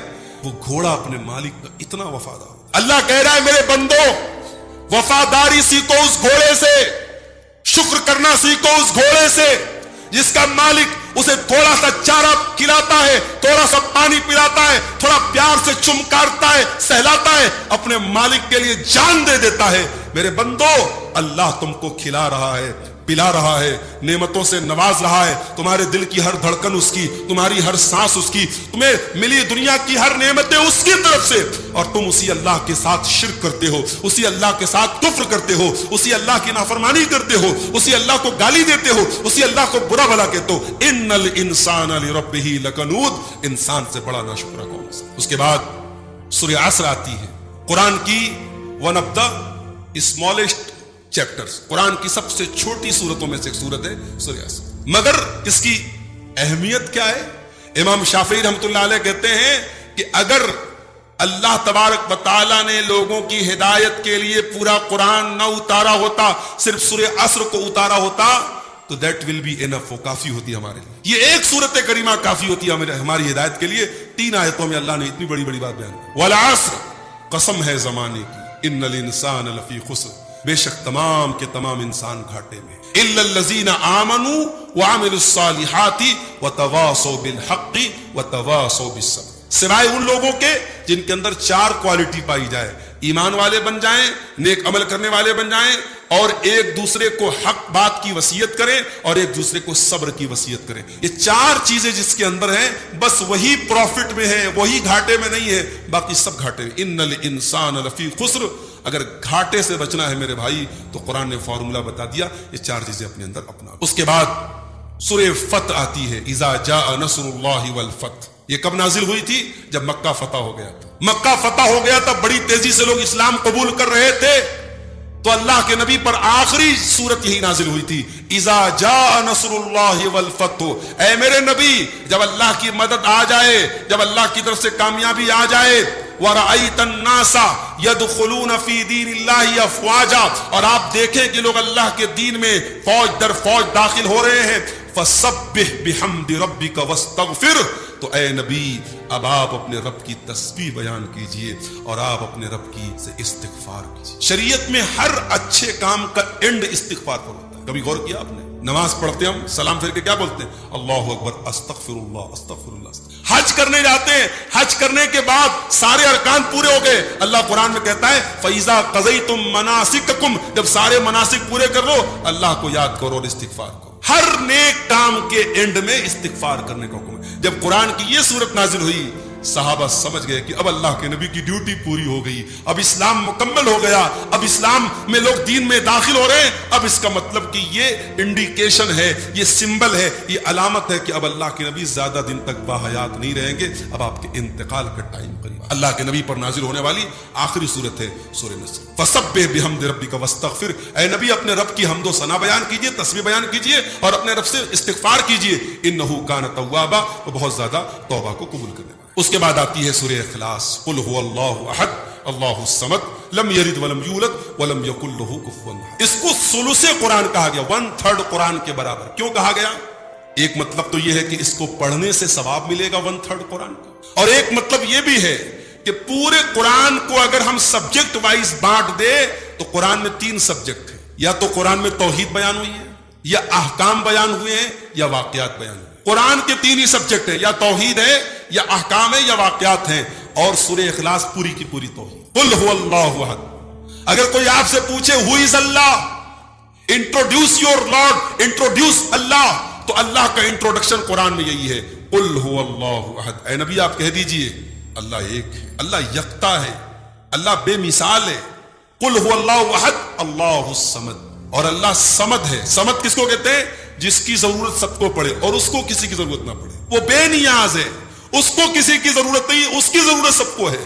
لم یلد, وہ کسی کا باپ نہیں ہے. ولم یولد, وہ کسی کا بیٹا نہیں ہے. نہ اس نے کسی کو جنم دیا ہے, نہ اس کو کسی نے جنم دیا ہے. سارے عیسائیوں کی تردید ہو گئی, سارے یہودیوں کی تردید ہو گئی, سارے مشرکین کی تردید ہو گئی. جتنے کہتے ہیں کہ اللہ کا کوئی بیٹا ہے, یا اللہ کسی انسان میں اوترت ہوتا ہے, اللہ کسی انسان میں اتر جاتا ہے, جتنے لوگ یہ عقیدہ رکھتے ہیں, ان سارے عقیدوں کو ڈائنامائٹ کر دیتی ہے سورہ اخلاص. لم یلد ولم یولد, نہ اس کا کوئی باپ ہے, نہ اس کا کوئی بیٹا ہے. ولم یکن لہ کفوا احد, اور نہ اس کے کوئی برابر ہے, نہ اس کے کوئی ہم پلہ ہے, نہ اس کے کوئی اکول ہے, نہ اس کے کوئی سملر ہے. اس کے بعد قرآن کی لاسٹ 2 سورتیں آتی ہیں, سورہ فلق اور سورہ ناس. ان کو کہا جاتا ہے معوذتین. یہ پناہ دینے والی 2 سورتیں. اور اللہ کے نبی صلی اللہ علیہ وسلم نے حضرت عقبہ ابن عامر کو حکم دیا تھا ہر فرض نماز کے بعد اس کو پڑھا تھا. کیا خاص بات ہے؟ یہ دونوں سورتیں ہمیں پروٹیکشن دیتی ہیں. ان دونوں سورتوں میں اللہ تعالیٰ سے ہر شر سے ہم نے اللہ کی پناہ طلب کرنا. سورہ فلق میں کیا کہتے ہیں ہم؟ قل اعوذ برب الفلق. اے نبی آپ کہہ دیجئے میں پناہ چاہتا ہوں صبح کے رب کی, من شر ما خلق, ہر اس چیز کے شر سے جو اللہ نے پیدا کیا. من شر ما خلق ومن شر غاسق اذا وقب. اور میں اللہ کی پناہ چاہتا ہوں اندھیری رات کے شر سے جب وہ چھا جائے. دنیا کے سارے غلط کام رات میں ہوتے ہیں, سارے شیاطین کی ایکٹیویٹیز رات میں ہوتی ہیں, سارے شیطانی کام رات میں ہوتے ہیں.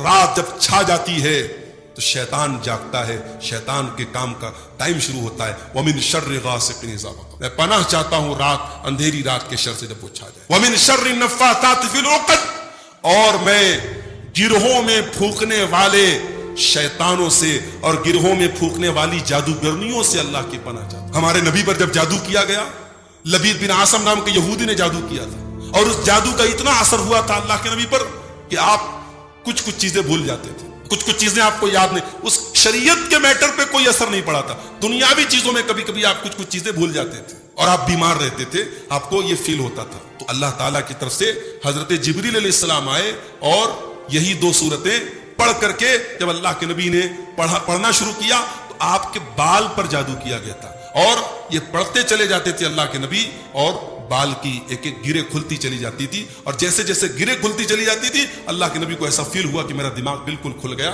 اور آپ بالکل اس جادو کے اثر سے محفوظ. بعض لوگ کہتے ہیں نبی کے اوپر جادو کیسے ہو سکتا ہے؟ بھئی نبی بیمار ہو سکتے ہیں, نبی کو کھانے کی حاجت ہو سکتی ہے, نبی کو پانی کی حاجت ہو سکتی ہے, تو نبی کے اوپر جادو کیوں نہیں؟ جادو بھی برحق ہے, جادو کسی کے اوپر بھی ہو سکتا ہے. نبی کے اوپر جادو ہوا یہ اس بات کی علامت ہے بڑے سے بڑے نیک اور متقی انسان کے اوپر بھی جادو ہو سکتا ہے, لیکن جادو کا توڑ کیا ہے؟ یہی اللہ کا کلام ہے. وَمِن شَرِّ النَّفَّاثَاتِ فِي الْعُقَدِ, اور میں اللہ کی پناہ چاہتا ہوں گروہوں میں پھونکنے والیوں کے شر سے. وَمِن شَرِّ حَاسِدٍ إِذَا حَسَدَ, اور میں اللہ کی پناہ چاہتا ہوں حسد کرنے والے کے حسد سے جب وہ حسد کرے. اور اس کے بعد سورہ ناس میں ہم کیا کہتے ہیں؟ قل اعوذ برب الناس ملک الناس الہ الناس. اے نبی آپ کہہ دیجئے میں اللہ کی پناہ طلب کرتا ہوں جو لوگوں کا رب ہے, جو لوگوں کا بادشاہ ہے, جو لوگوں کا معبود ہے.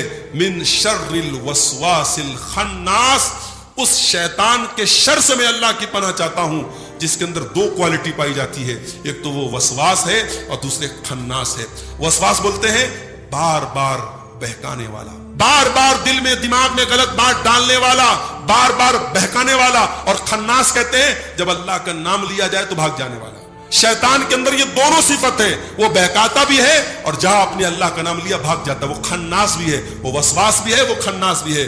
میں پناہ چاہتا ہوں اللہ کی اس وسواس اور خناس کے شر سے.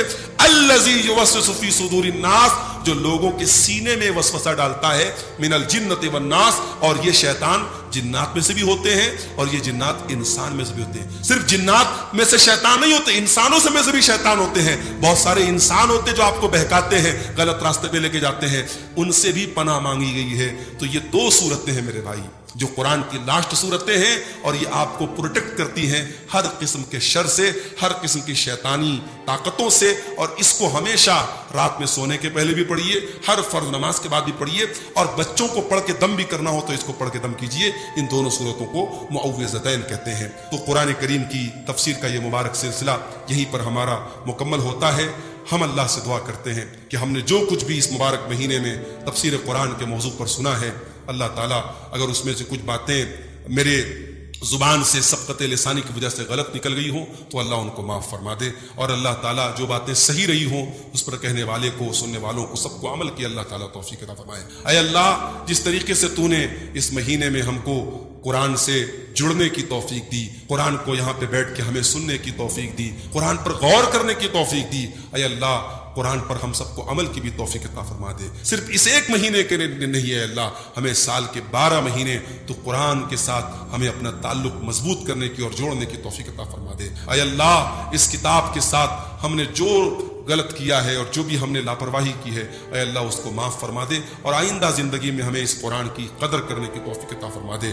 رب العالمین ہمیں اپنے دین پر اپنی رضا کے کاموں پہ چلنے کی توفیق عطا فرما. رب العالمین جب تک ہمیں تو دنیا میں زندہ رکھ, اسلام پر زندہ رکھ, اور ہم سب کا خاتمہ ایمان پر ہو. ربنا تقبل منا انک انت السمیع العلیم وتب علینا انک انت التواب الرحیم. وصلی اللہ تعالی علی نبینا محمد وعلی